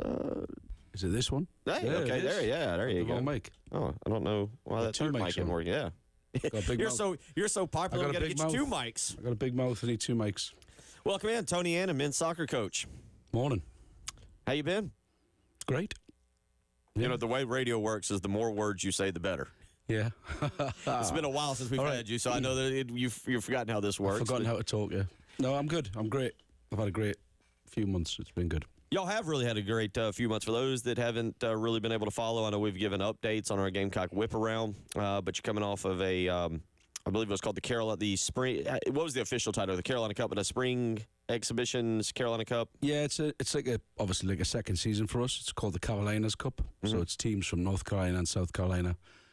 We compete against each other, and then we go to a final. 1 plays 1, 2 plays 2, 3, 4, 5. So it was good. We ended up winning it against UNCW, and we celebrated it because it's a small victory, you know. So it was really good. We had a good time. The guys trained excellent all season. Nobody missed a session. Nobody pulled out of a session. It was just all on, and it was great. It's been the best spring we've had since I've been here. Preston, you've played and coached. I mean, yeah, even though it's an exhibition season, part of learning to win is celebrating off-season championships or celebrating these kind of things, I would guess. Well, it's a good opportunity for them to play against other teams. And so since you're saying everybody's coming to training, you get to see the fruition of it. You get to see them actually play another team, and that probably does help a lot with the morale of the team. When did you have a feeling that they were going to be doing some good things this spring?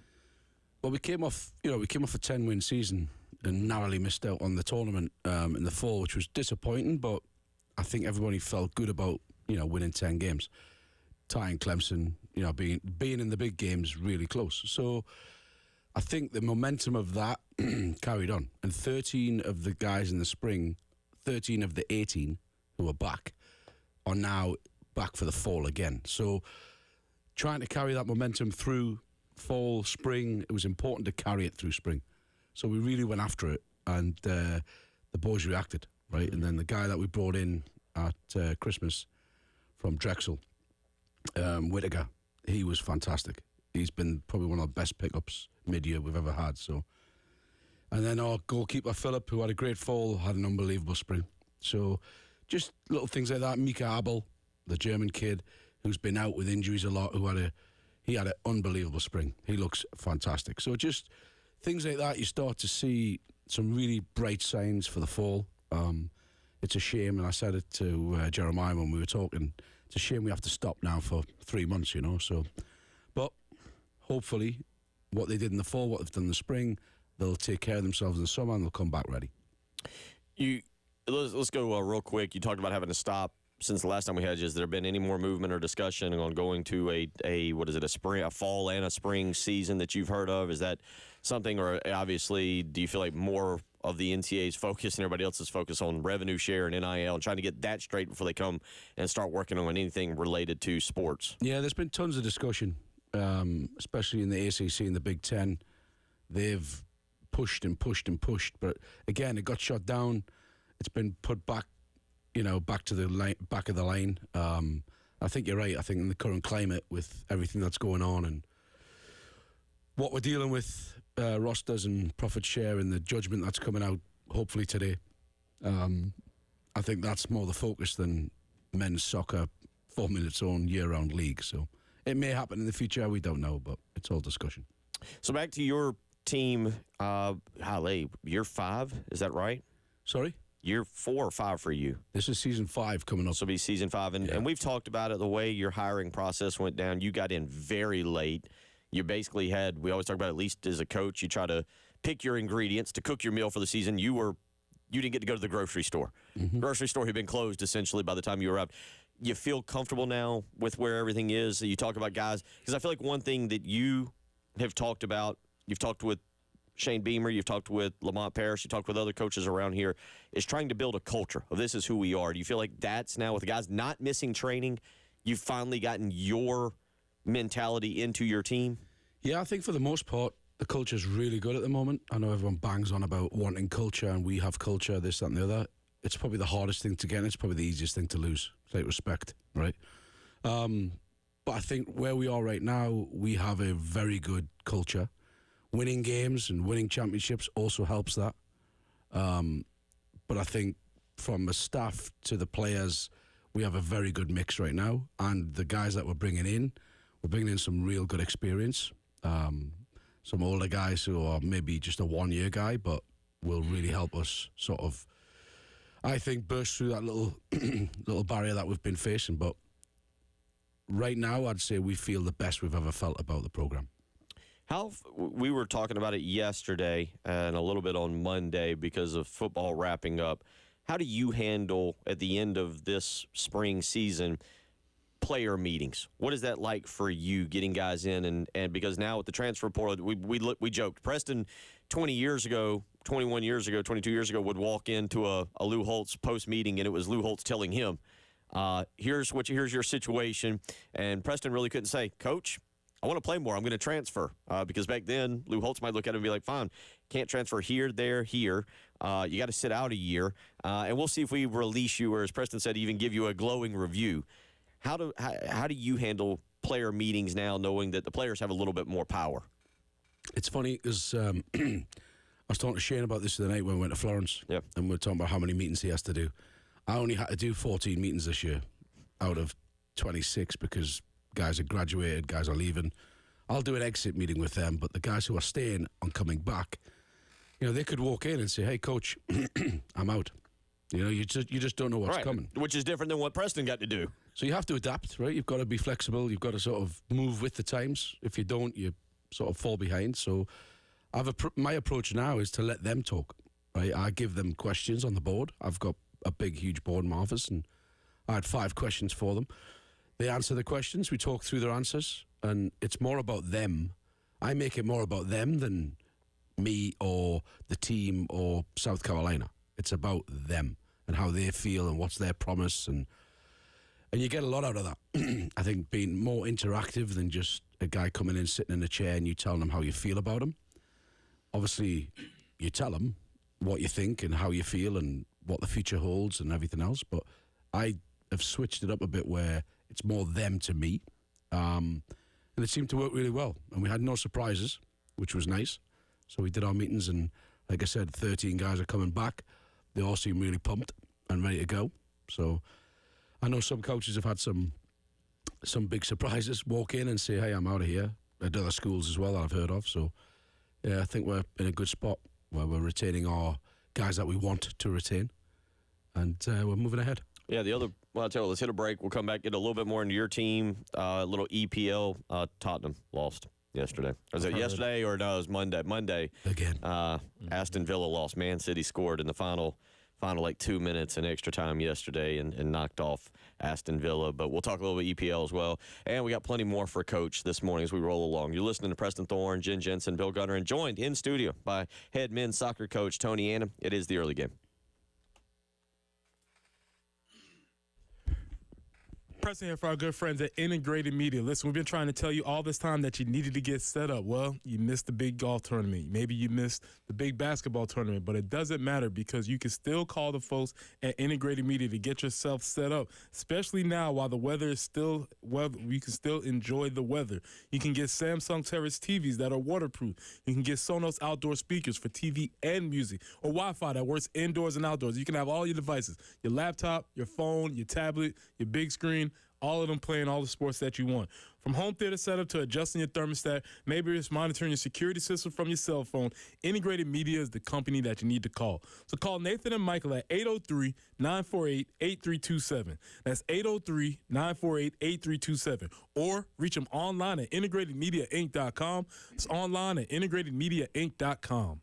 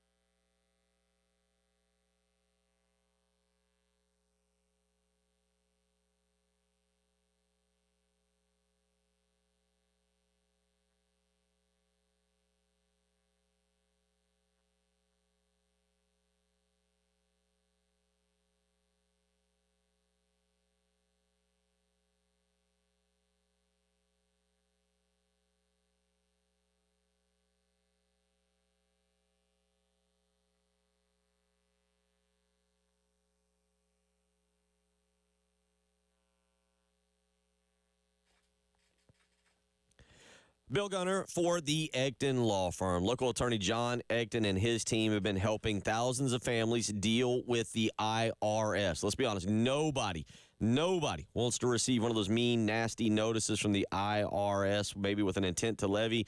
But with the Egton Law Firm, if you get one, you need to give them a phone call, and you need to do it immediately. They're ready to help you. They have a team dedicated to resolving your income or business tax issues for good. So give them that phone call today, 803-771-9800. Again, that's 803-771-9800. The Egton Law Firm, they do understand the challenges you're facing, and that's why they're ready to offer you the peace of mind that you deserve. They're going to do it, but you have to start by making the phone call. 803-771-9800. So if the stress and worry of the IRS is keeping you up at night, make the phone call today and get a free consultation. 803-771-9800.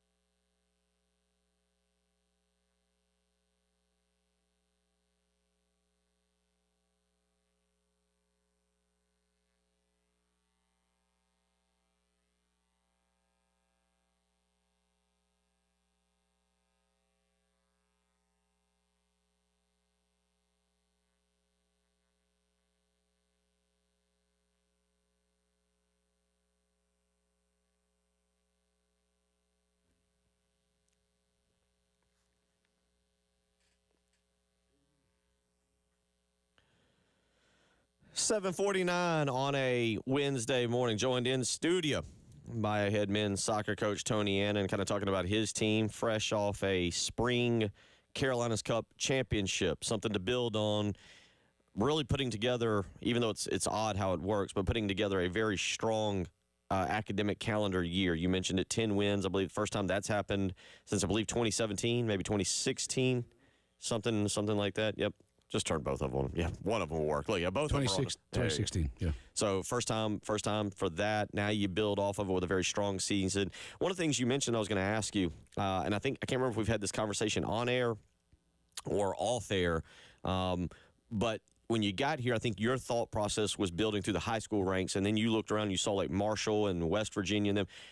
They were older. We're joking about the two running backs for South Carolina being 25 years of age. Like Preston was pointing out earlier, one of them put a tweet out yesterday with prayer hands, and we weren't sure if he got approved for lower insurance rates because he's 25 now. But that's been one thing. And you said something about having a more experienced team, older players now. Yeah, I don't mind saying, I thought I could come here and sort of build a team and sort of coach it and develop it, and that was my sort of mindset coming in. And you soon realise that, the teams are older. It's men's football. It's not boys' football. And it gets hard to win with young kids, So not that we don't recruit young lads and we don't bring them through and give them the time, but the game's changed. The college game's changed. If you ask every coach that you ever speak to, it's almost like a man's game now. The average age is like 22 years old in the conference, and it's tough as an 18-year-old to come out of high school and jump into that and be effective. You've got to take time and you've got to wait. And then obviously these roster cuts have made that even harder, because now you can't carry the guys to develop them as you used to, as many of them anyway. So yeah, I mean, I've definitely changed direction. I've definitely went in a different direction with the squad and the makeup of the squad, and also the way I coach. I think I'm a better coach now because of this experience, but I think I've got my head around it. And I don't mind saying, I'll admit it, that the first couple of seasons I was spinning a little bit with how to build that roster, how to be effective, and how to be an effective coach in college as opposed to coaching young pros. So there is a difference, and I think, I'm not too old to adapt, and I'm not too old to change my ways, and I've definitely done that. Obviously changing the staff helped as well, so the staff's aligned, and it feels better, and it feels like we're getting somewhere, so. The next step, obviously, be making the NCAA tournament this year. What do you look at that has to happen? I know you and I privately have discussed a little bit of scheduling. Obviously, you play in the Sun Belt, which is a very difficult conference. You've got an older team. How do you look at this year with what you've got to do? Yeah, I mean, this is the year that we have to make the tournament, in my opinion. That's putting pressure on me. I'm trying to put it on me and not the team. It's not going to be an outspoken goal. We never have those goals that are for the team. We have individual goals, but not a team goal, so to speak, so there's no pressure there. My thing is, if you take care of business and you take care of the little things, the big things will happen anyway. So that's kind of how we approach it. But it's definitely a season where we have to step forward. It's definitely a season where we have to do better than we've done. With 10 wins in the Sun Belt the year before, you would have got to the tournament because the RPI of the Sun Belt was really high. Kentucky got in with 7 wins. We missed out by 1 win. So this year, hopefully the RPI is back up in the Sun Belt, and if you can get to 10 wins again, you're probably going to get in. Given the schedule that we've scheduled now, we've got a tough schedule. So we've got 3 or 4 top 25 teams where we didn't have those last season. So our RPI should be higher too. When do you have that finalized? Not that I'm asking you what it is, just I don't know how the scheduling. We've talked. Yeah, I'll finalized probably in January. Okay. Yeah. You had it finalized in January. Yeah. When is can we get when is your exhibition opener? Do you know that off the top of your head? We are going away for the first one, and then we'll be home on the Saturday the 16th against Wofford. That's our exhibition, and then our first game is against Charleston on the 21st of August. Okay. Now, that's to be determined if it's home or away, because the girls have a game on the same night. Gotcha. So it'll be a double header. So we're trying to work that out. Clemson, you get them, I believe it'll be... Clemson requested to move it from the Friday night to a Tuesday night, and it's at Clemson. So for the first time, we'll be playing them on a Tuesday night at Clemson. I don't know why. Any funny business with that? I don't know. Okay. Probably. Okay. But Well, I'm no, I was going to ask you, take us by just not necessarily Clemson, but real quick, got about a minute here, and then we'll get to the next hour. But behind the scenes of scheduling, how does something like that work across the board when a team requests something? I don't know if that's the same for all sports. I used to talk to Frank Martin about it, but how does that work when somebody comes with you like that? Yeah, I mean, News just called me from the Clemson coach and just said, can we move the game to this date? And I was like, well, we've always played on a Friday night. Why do you want to do that for? And he's like, well, we've got to squeeze this in, we've got to squeeze that in. Just doesn't work for us this year. And it's at their place. I was going to say, because it's their place, do they have a little bit more command on that? Yeah, and I'm pretty easygoing when it comes to those sort of things. But if it was at home, I'd probably stand my ground. But it worked for us at the time, so I was like, okay. Oh, I mean, I would think Tuesday night up there, maybe the crowd would be a little bit different than a Friday night. Yeah, so exactly. We'll talk some English Premier League. Also, I kind of look forward to this conversation here. Preston's going to ask you about a walk-off in baseball, and we'll also do a little Luka Doncic, Harry Kane comparison, and yeah, you're going to have to give him an update on Tottenham. Jen's son, also a Tottenham fan, and yeah, you're going to have to maybe give him hope. Hour 3 on the way.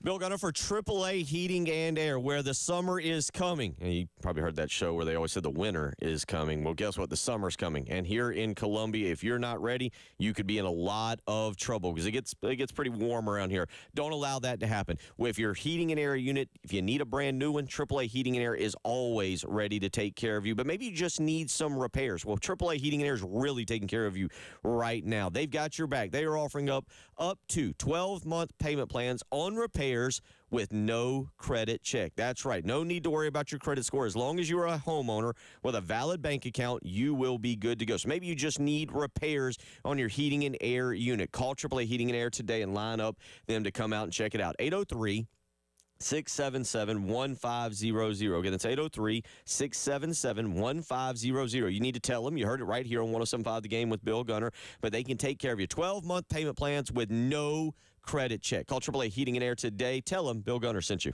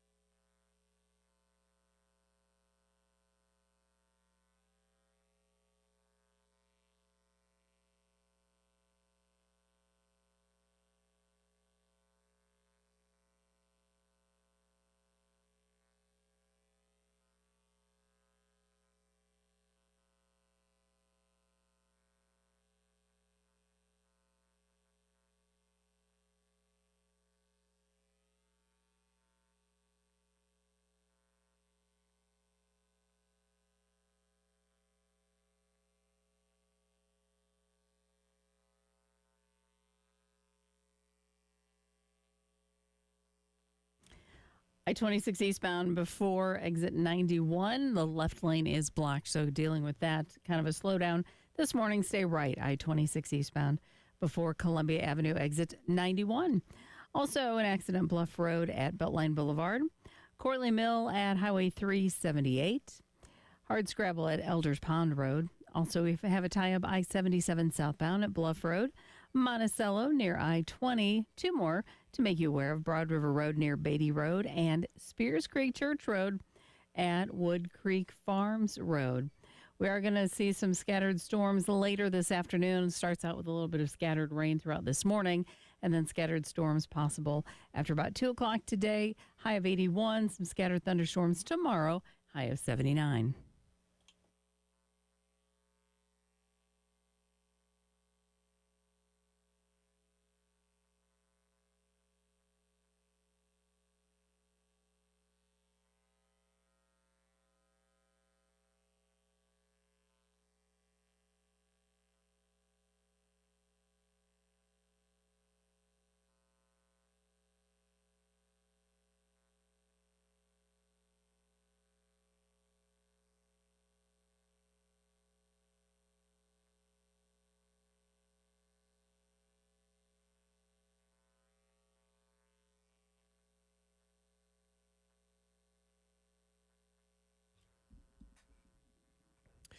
$8 a.m. on a Wednesday morning. Tony Annan in studio with us as we get you going. Bill Gunner, Preston Thorne, Jen Jensen, and again, Tony Annan. And we're going to talk a little bit about walk-offs this morning. Were you in Atlanta in 92? I was not. I didn't get to Atlanta till spring 95. Spring 95. we will play another great walk-off for you. And then last night, South Carolina with a walk-off, or as Preston maybe wants to define it, just a game-winning hit. A game-winning hit by K.J. Scobie last night to knock off North Florida 3-2. Preston, go ahead. Walk-offs, and you wanted to ask about penalty kicks and compare it to what it's like. Because yesterday, by the way, it's about the closest thing you can get to a walk-off in soccer as Man City scores. There was 5 extra minutes. Man City scored, I believe, just past the 93-minute mark. So about a minute 50, maybe a minute if I was watching it. They were playing Aston Villa. They knocked Aston Villa out of, I believe, Champions League play, put Man City back in with a few weeks to go. It was actually a critical game. No offense to North Florida, not like North Florida, but critical game. But go ahead there.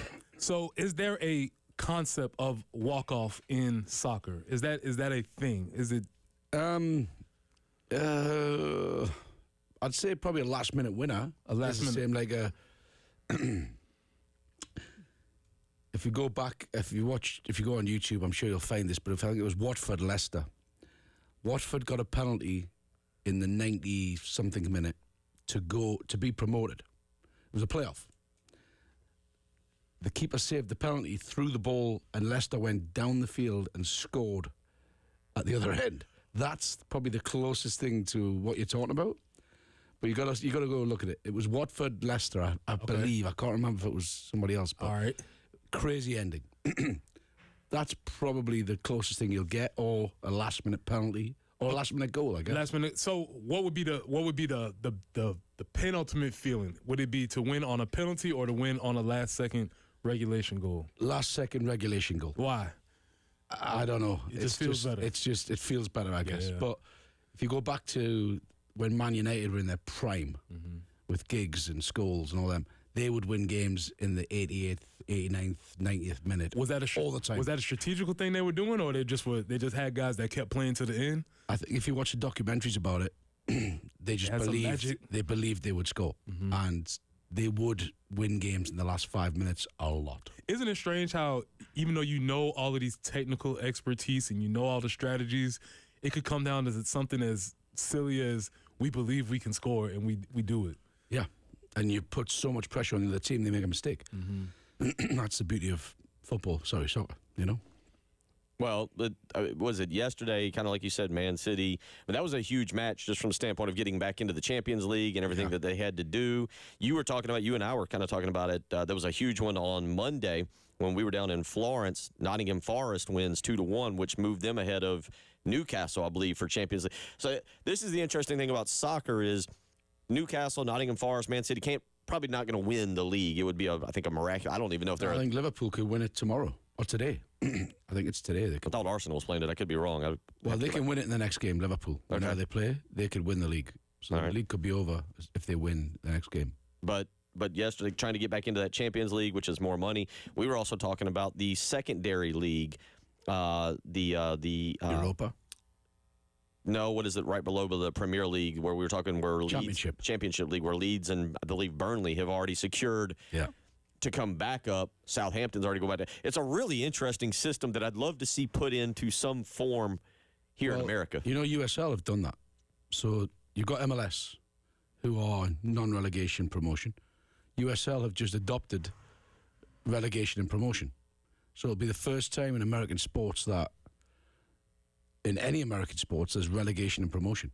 So the USL Championship and the USL, it's going to be called the USL 1, are going to have relegation promotion, I think, in 2026. So it'll be the first time ever in sports in the US it's been done. It's never going to happen. It will never happen, but I would love to see it in college football, where you've got your big 4 conferences, and then all 4 are matched up with a let's just say the Big Ten and the MAC, the SEC and the Sun Belt, the ACC, and I don't know, the AAC or something. And if you're in the bottom 4, you go down for that next year.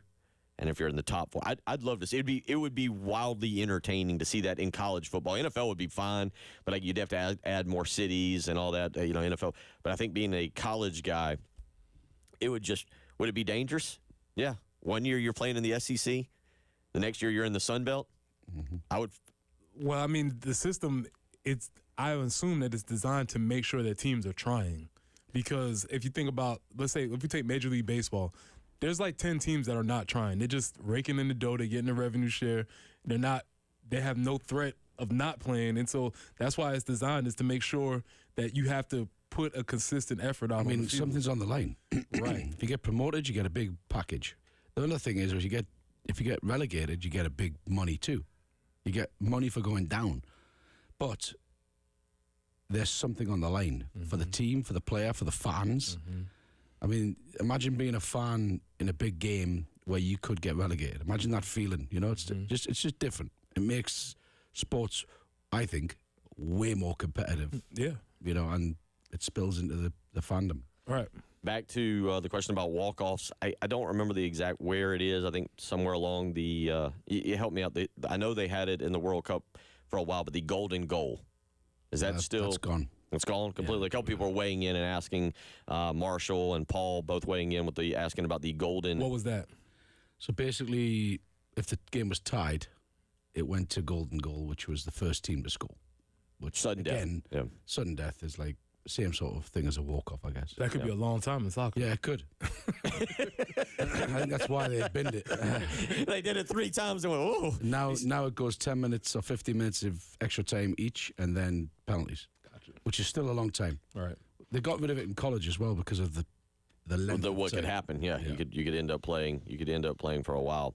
A couple of y'all weighing in, ask a couple questions here of Coach. Let's see, Steven asking if you were planning on going to any of the Summer Series Premier League games this coming summer. Yeah, I'm sure I'll get into a few of them between camps and some family time. I'm definitely going to take my little guy to some games in Charlotte and maybe into Atlanta.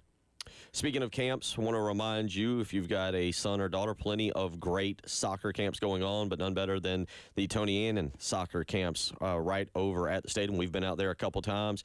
The first one coming up not too far away, the Junior Gamecock Camp, and you can go to TASCcamps.com. Again, that's TASCcamps.com. First session will be June 2nd through the 6th. Second session for the junior Gamecock campers, June 16th through the 20th. And the third session, July 7th through the 11th. And that'll be coming up this summer. And that's something Austin went several years, had a blast. We convinced the kids, I believe, a few years ago to take Pop-Tarts to Coach, and he had a blast with that. Thanks for that. Yep. We will revisit that the week of June 2nd through the 6th. But this is something you really enjoy, getting out there and just seeing the growth of the game and the younger kids, because I need to I need to look real quick and see what the age groups are. But you've enjoyed being out there and watching the growth of the last few years. Yeah, I mean, it's all about trying to grow the game, right? Coming on here, talking soccer, hopefully that grows the game a little bit as well. Even though I enjoy doing this, doing the camps is pretty cool because you get to see all the kids in the community, but you also grow your fan base. We've been number 1 in the country for 3 years. Even when we weren't winning as much as we should have been, we had huge crowds. So I think that having those kids on campus, having a good time, and then encouraging them to meet the players. Then they come to the games, they know the players, they know who I am. You know, we're all accessible. And I think that's just helps grow the game in general, but also having a good time in the hot summer sun. Again, we do have slide day, which cools it down, you know. Ages 5 to 14. You can do a full day, which is 9 a.m. to 3 p.m., a half day, 9 a.m. to 12. And then the Friday session, as he just mentioned, 9 to 12. But the first session there, June 2nd through the 6th. And again, that's ages 5 to 14. Session 2, June 16th through the 20th. And then the third session in July 7th through the 11th. I believe, have you done 3 junior camps, or is this first year for 3? We did one in July because people came asking for it. Yeah. So we said, okay, we'll do one in July. We'll see how it goes. It's going pretty good, actually. I think there's probably 50 or 60 kids in it already. So good. There you go. So make sure you sign up for those. Go and check it out again. Website for that, TASCcamps.com. TA, like Tony Annan, SCcamps.com. We'll come back. Preston's got a few things to get here with you. He wants to ask you about Harry Kane. We got to get a little bit of a Tottenham update, and then also he's going to compare Luka Doncic to Harry Kane, and we'll see where he takes us with that. Interesting. Yep, that's what I'm saying as well. 803-404-6100. It is the early game.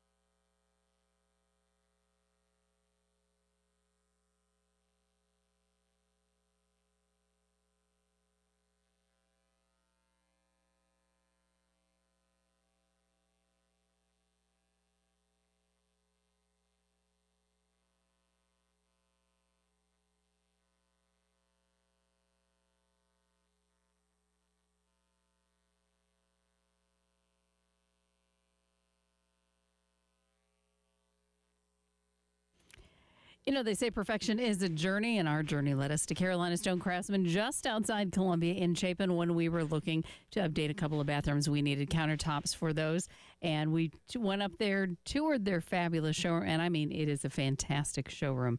You need to check that out. Learn more about the marble and granite and quartz that they have to offer. They were very good at educating us as to maybe which would serve us better. Some are a little softer and might scratch more, so this other stone might be a better option for you. But they were very helpful in choosing. The measurement process, the installation process, all was fantastic. We couldn't be more thrilled. We've used them now for a couple of different bathrooms. If you're in the market for countertops for your kitchen or bath, I encourage you to reach out to Carolina Stone Craftsman and tell them Jen Jensen sent you. They are family owned and operated. Carolina Stone Craftsman, just beyond Columbia and Chapin, and I promise you, they are beyond your expectations. CarolinaStoneCraftsman.com.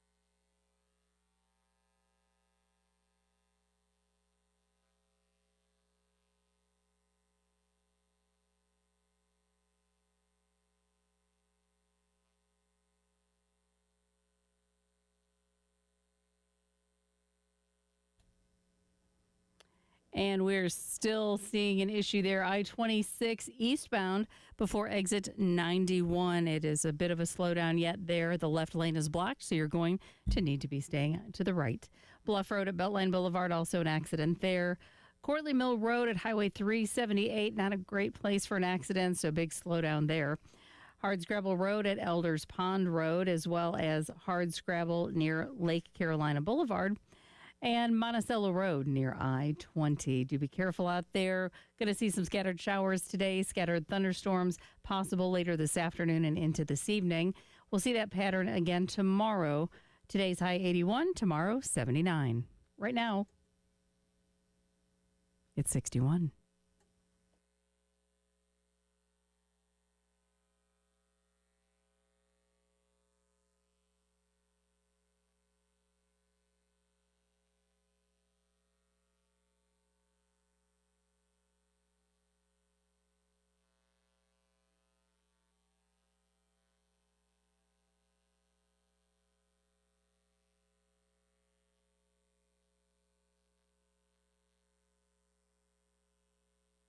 I did know that Luka was important to the fan base. I didn't quite know it to what level, but really the way we looked at it is, you know, if you're putting a team on the floor that's Kyrie, Clay, PJ, Anthony Davis, and Lively, we feel that's a championship caliber team, and we would have been winning. 803-404-6100 if you want to text in this morning. That was Nico Harrison from earlier in the week, and we cut that right before he made the really astounding revelation that he thought the team that he built was a championship team. But Preston, you wanted to get into it a little bit with GMs and managers and soccer over in Europe and England, maybe the understanding of what a certain player could mean to a certain franchise or organization. I am a bandwagon Tottenham fan. I only became a Tottenham fan because they had a chicken, they had look cool uniforms, and they had a player. Harry Kane, right? They had this guy, and he was awesome. And everything I started reading about him, he was really cool. And then 2 years into my fandom, we don't have him anymore. And I'm wondering, did they underestimate how important this particular player was to that franchise when they were making their calculations? And also, is there a difference in soccer culture than there is in the other fan culture? That's a good question. See, I told you I was going somewhere with this. It's a cockerel. No, it's a good. Yeah. Excuse me. It's a cockerel, not a chicken. My bad. I did see that, yeah. Cockerel. Because I purchased some Tottenham practice kits. Oh, did you? There you go. Very good. Very good. Very nice. Okay. Mm-hmm. And I learned about because they recently redid their logo a little bit. They updated it and refined it. Yeah. Is it better or worse? I like it. Okay. Yeah, I like what they've done with it. So when I started to become a fan, they had this guy who was dominant. He was fun. He was kind of sort of the life of the guy. He was a good guy that I could obviously get behind. And now he's not there anymore. I don't think. I mean, if you go back through Tottenham's history, they've got some weird decisions. Dan Levy, who is their GM, I would say their GM, sporting director, is probably one of the most loathed in the industry, and he is all about the money. Making money. And I don't think he has any empathy when it comes to loyalty, players, fans. I think he just makes his decisions. And yes, I think he knew the value of Kane, but he didn't care. Gotcha. And he thinks he's very smart, right? He thinks he's one of the most smartest person in the room. And I think they looked at his age. They looked at, footballers, soccer players in general, between the ages of 30 and 34 are usually finished, right? It's usually the end of their career. So I think he just went, you know what, let's cash in on Harry now. And we can carry on without him. But I think they've missed him massively. Both on the field and off the field. So I was the article as a club and a team. The article I was reading, they were saying how they took substantial financial losses over the past year, and it did. And we've talked about this before. It talked about how essentially he doesn't care. Yeah, he doesn't. He's always trying to get to the bottom line and trying to cut costs. And so my other guy is Min, right? He is was it Son, Son, right? Yeah. We have that jersey. So So that's my other guy, and I got involved with him because he had a cool story about going to the military. I was like, okay, I can get behind this. Is he is that in danger, or how does this work? I think there'll be a lot of clubs that would buy Son. I think Newcastle would buy him. I think he's quality. He's very good. He's got an engine. He's excellent. But him and Harry were like together. That's what I'm saying. Partnership was working for Spurs. That's what I'm saying. And so when I got in, that's who I got involved with. And I know there were a lot of people, but obviously now the team is not doing well. And then you don't have, it doesn't seem like they have the players that you can really grab onto. And they've got a couple really young players. Well, they've had to play young players because of injury. Okay, is that what it is? But they're also saying because of Ange's style of training, there's a lot of injuries because he doesn't. Basically, what they're trying to say is that he doesn't care about the individual. He cares about the philosophy of the team, and that's it. The method of the team, and that is all. He doesn't care. So basically, he's another level. Bud Kilmer. Bud Varsity Blues doesn't care about the players. To be fair, when Pochettino was at Spurs, he actually came out and said, you train a certain way to play a certain way, which is correct, and you will have injuries. You just have to hope it's the players that are not the ones you need. Right. Which is a philosophy in itself. But I think, I like Ange, I really do, but I think he's maybe a little bit out of his depth in the Premier League. Well, that's been turbulent for sure. So I guess the bigger question is in soccer culture, is there more of a loyalty to the team, or are there certain players that are completely associated with clubs? I mean, you get them over time. Like Steven Gerrard was Liverpool, you know what I mean? Like Kevin Keegan was Newcastle back in the day and stuff like that. But I think it's such a big money industry, there's no loyalty. Like Isaac, who plays for Newcastle right now, they're talking about selling him in the summer for 150 million. They're going to take it. Even though he's the fan favourite, even though he is the leader of the team at the moment and he's on fire, they'll sell him if they can get for 150 million. So I don't think there's that player, team, club connection like there used to be back in the day. Are contracts over there, I guess I relate it back to what we've watched with baseball with these ridiculous contracts. I'm trying to think, who was it who just signed, besides Juan Soto, somebody else just, Guerrero in Toronto. Another junior. But I say that because Erling Haaland just signed a massive, I think, 9-year contract, 10-year contract that's going to basically should keep him with Man City through the remainder of his career. When you sign something like that, does that lock you in, kind of like we feel like it does with baseball? Or you're making no? Like, it makes him more valuable. So now, if you want him, you're going to have to pay him out. Gotcha. There's payout clauses. He'll have a release clause in there somewhere that allows him to go for a certain amount of money. But it makes the club buying him have to pay more money if he's on that length of contract. How do you see, we're talking about the Mavericks and what they just did with Luka. You were with the Atlanta United, so a little different. But how have you seen American owners handle players, handle contracts, handle things as opposed to the way European soccer does? Especially, I guess, because you'd say over here it's football. It's NFL football. Over there, it's European football, soccer.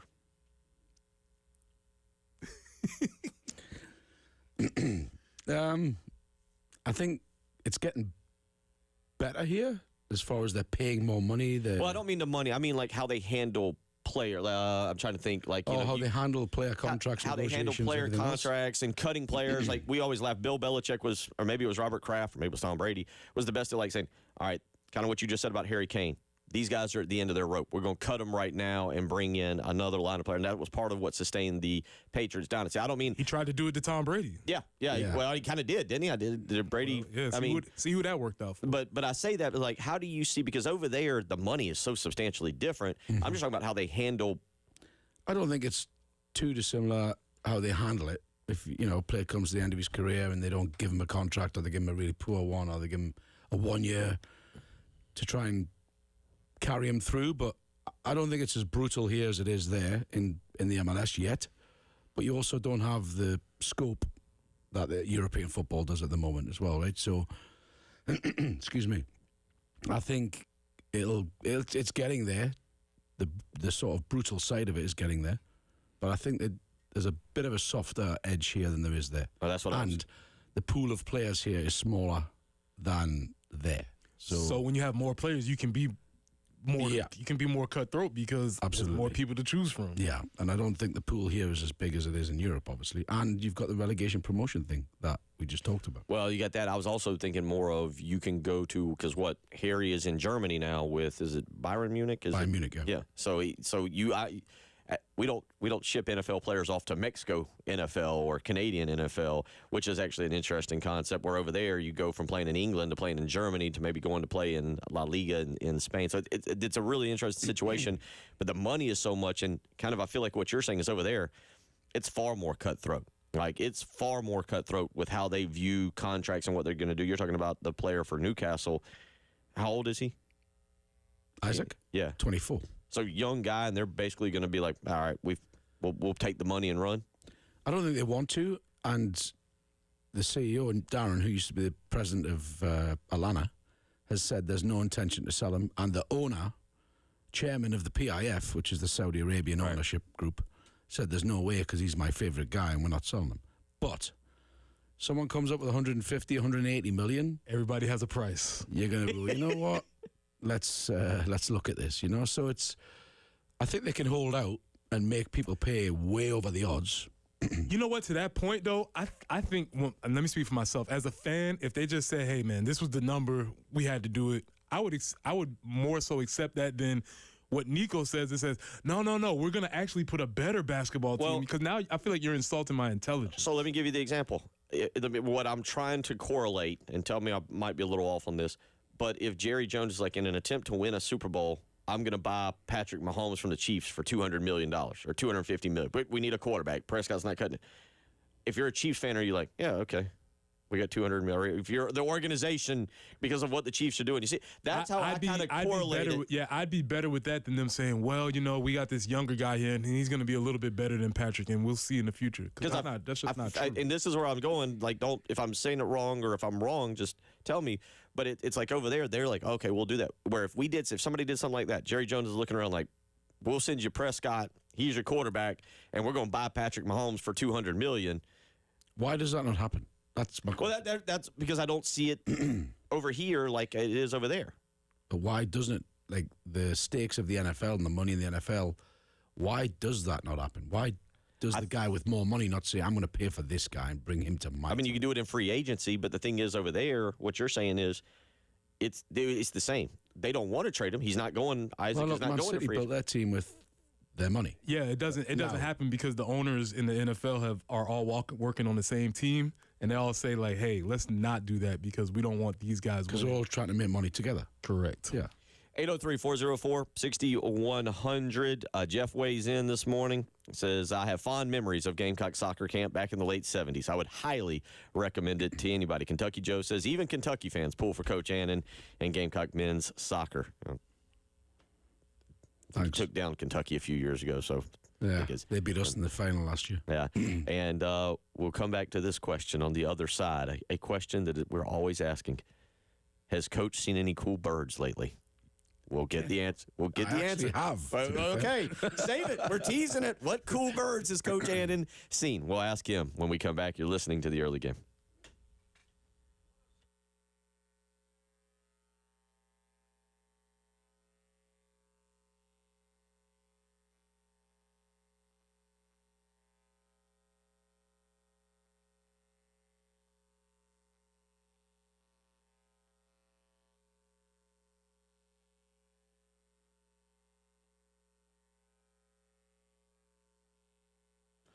Bill Gunner for Love Chevrolet, I-26 in Harbison between Lowe's and Frankie's Fun Park, where once again the deals are continuously in full bloom. You just need to get out there and check them out for yourself.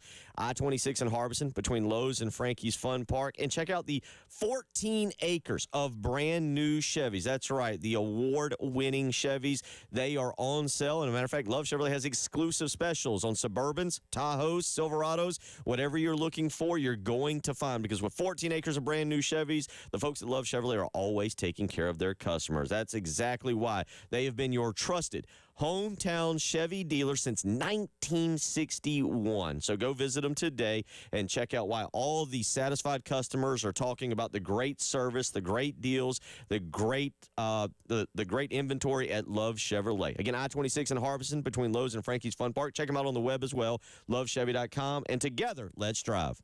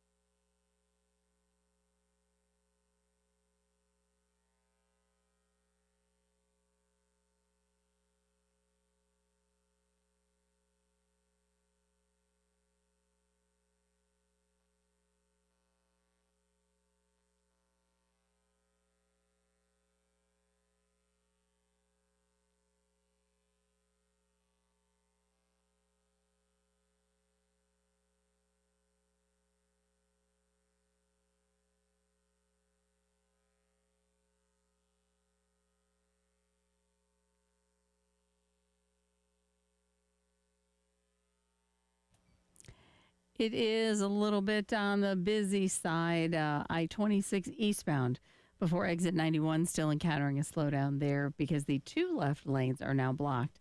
So going to be staying right and allow a little extra time there. Also, Corley Mill at Sunset Boulevard, hard scrabble at Elders Pond Road and near Lake Carolina Boulevard. Monticello Road near I-20 and Percival at Smallwood Road. We've seen some rain already this morning and expecting that to continue off and on today. Could see some scattered storms rolling in around 2 or so this afternoon, kind of staying with us through the evening. Pop-up scattered storms again tomorrow. Today's high, we're looking for 81, 79 tomorrow, and a couple of isolated storms on Friday as well. 62 right now.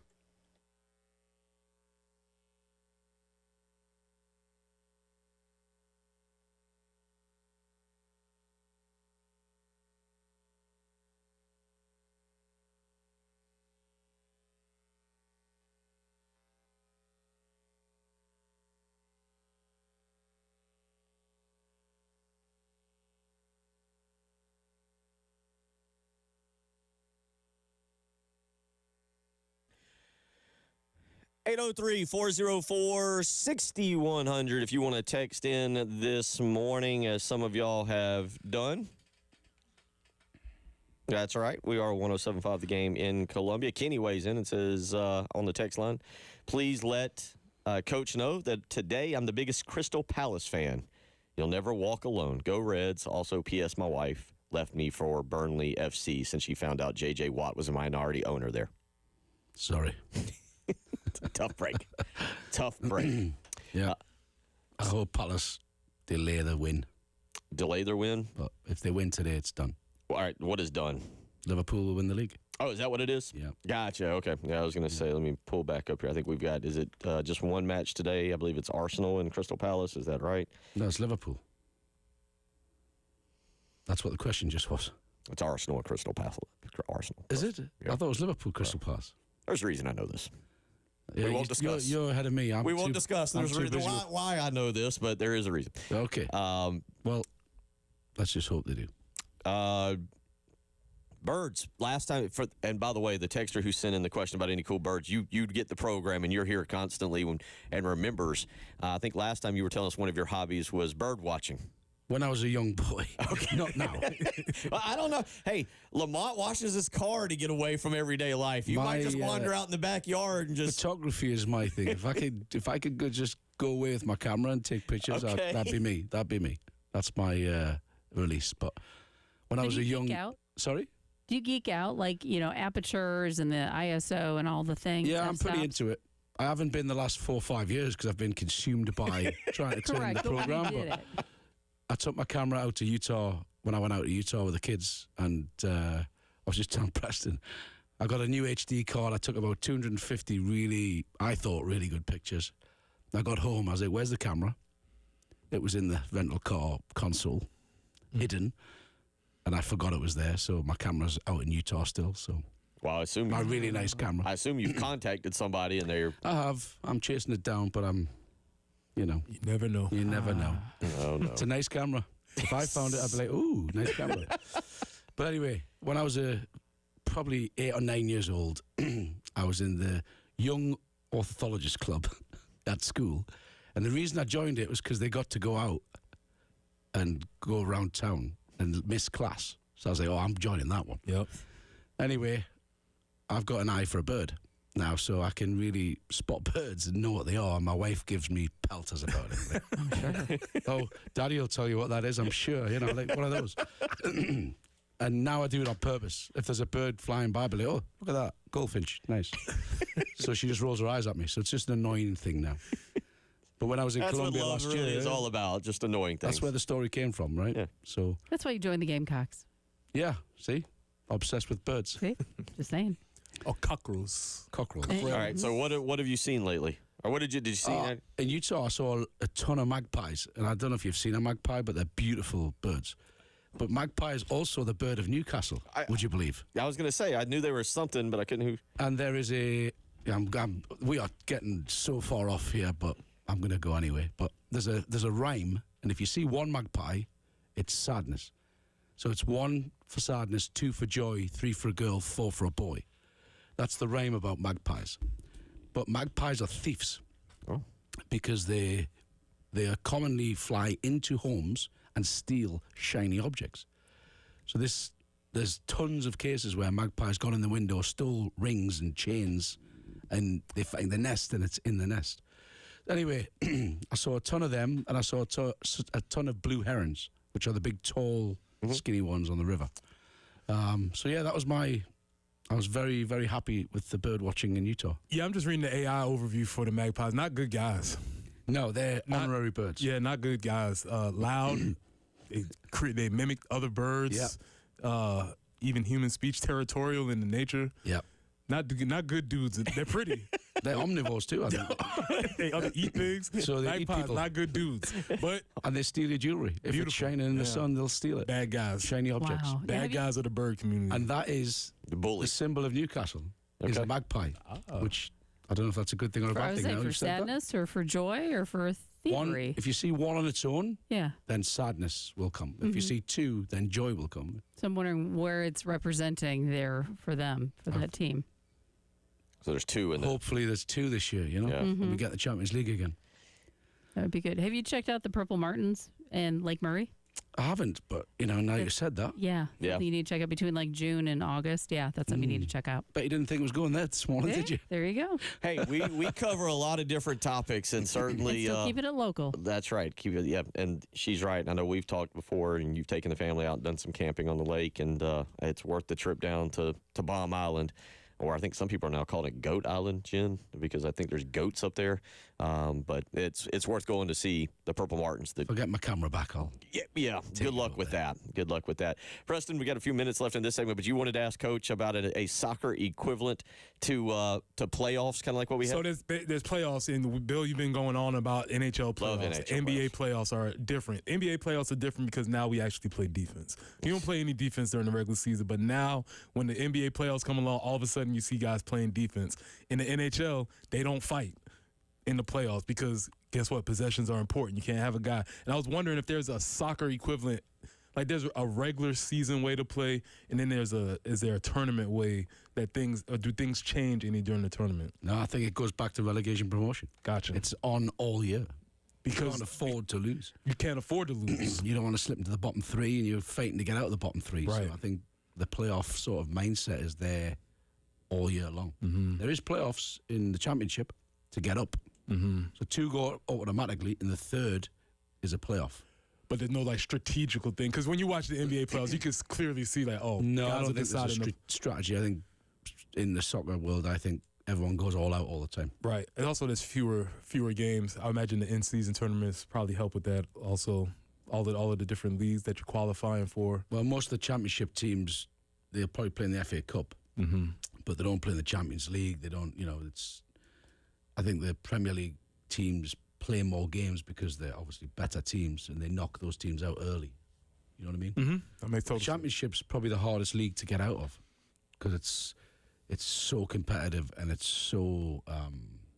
I'd say the Premier League's a bit more polished, where the Championship can be rough and it's just a lot of direct and physical battles. But usually the best teams get out of there. And I'm always interested with the Champions League because you'll play 2 matches, essentially, home and home, but it's aggregate score. So if you win the first one 4-0, but I can win the next one 5-0, I win because I won. It's aggregate. Yeah. So I'm really, that's always kind of wild to me how that actually kind of works out with Champions League, and I don't know where they're at right now. Are they down to the round of 8 essentially? Maybe further than that. Okay, yeah, to be honest, I haven't kept up with this year at all. The back and forth of all these cups and everything I'm learning. I'm keeping track of it, but yeah, it's a lot. It's definitely a lot. And how many matches do you think, like say Newcastle, when you talk about all the cups and everything, plays from August to the end of May? How many matches do you think? 70?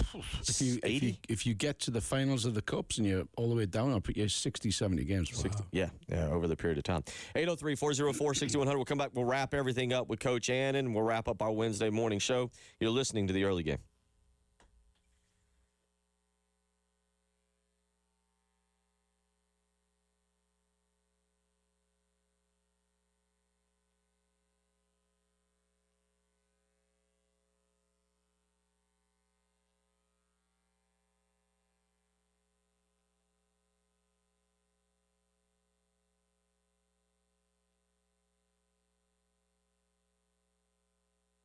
Bill Gunner for Mid-State Roofing. We're for nearly 30 years. They have been the leader in the roofing and waterproofing industry. 30 years is a long time to do it, but with their kind of customer service, that is the reason that they have been the leader, and they're ready to help you 24 hours a day, 7 days a week. Mid-State Roofing is ready to take your phone call.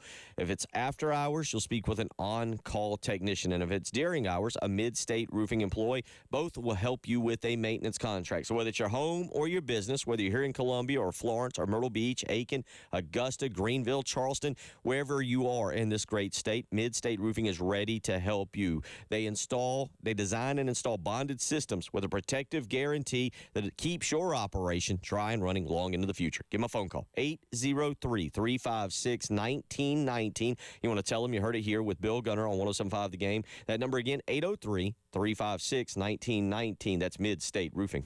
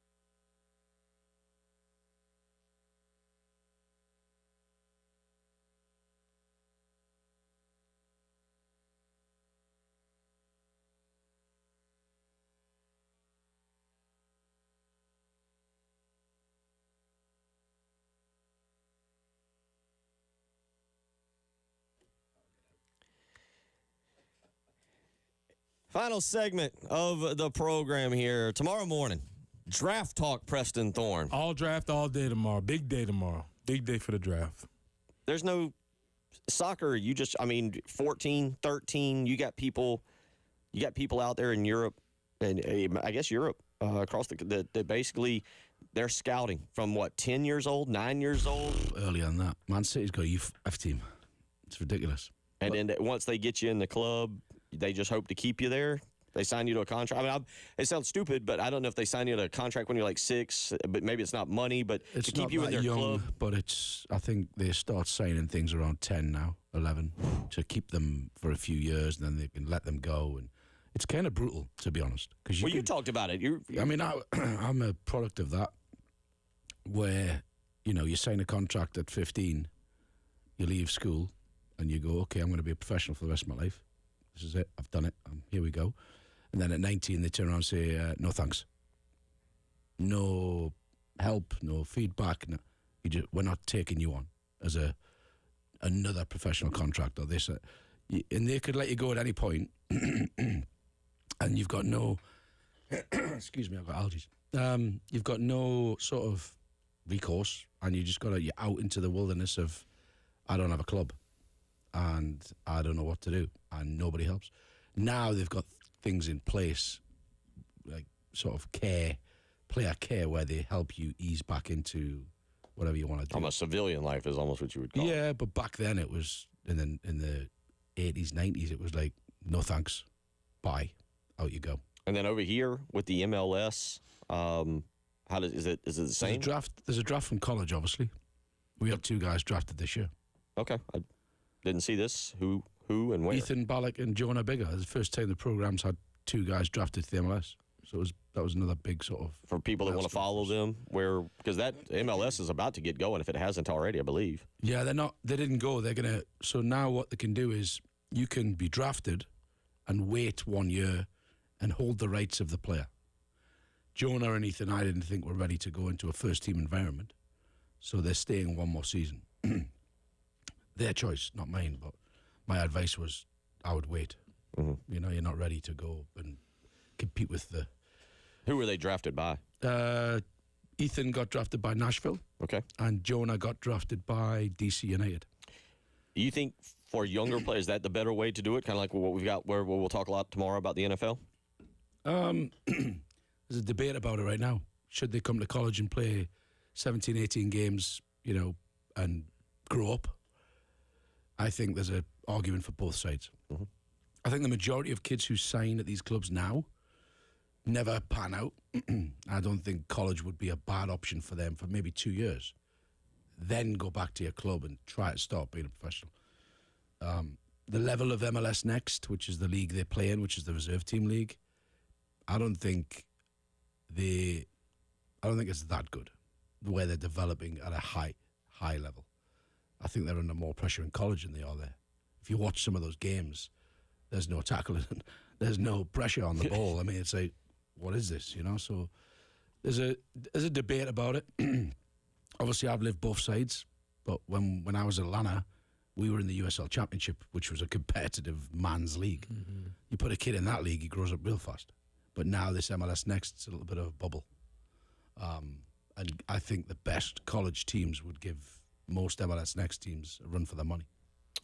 A reminder, you can go hang out with Coach Annan at the junior soccer camps coming up. First one will be June 2nd through the 6th. Just go to TASCcamps.com, TASCcamps.com, where you can sign up. There's a registration tab. You can learn all about it. Check out the coaching staff. If you're coming from out of town, if you're in Myrtle Beach or Florence, you want to come up, they even got a tab on there to tell you about hotels that you can stay in.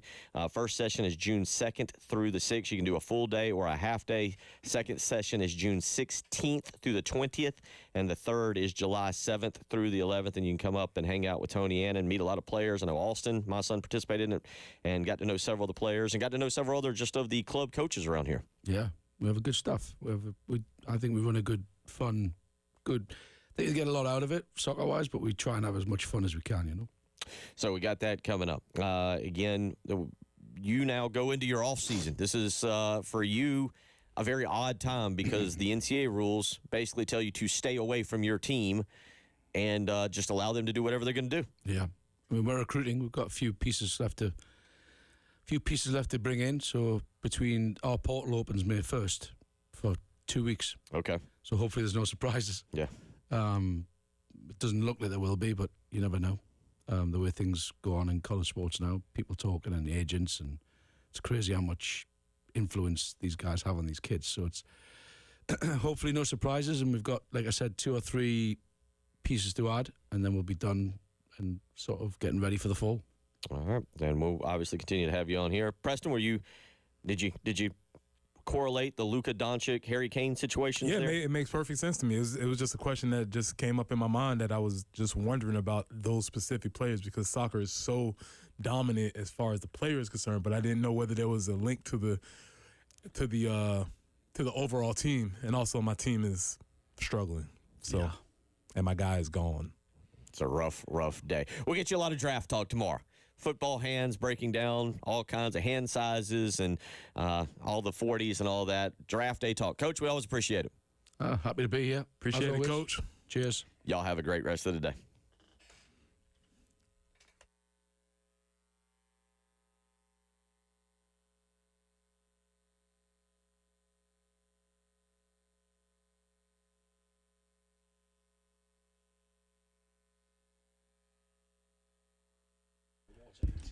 Preston here for Absolute Glass, the premier glass company of the Midlands, offering auto, home, and business glass repair. If your glass is damaged, shattered, cracked, or broken, they can handle the job. If it's a cracked windshield, that's no problem. They'll come out to your location and replace it for you, usually for free, and they work directly with the insurance to take away the headache. That's right. They'll come out to wherever you are, school, home, work, it does not matter. Absolute Glass will come out and take care of it for you. Now, if you're at home and you're looking to increase the value of your home, you can do that with new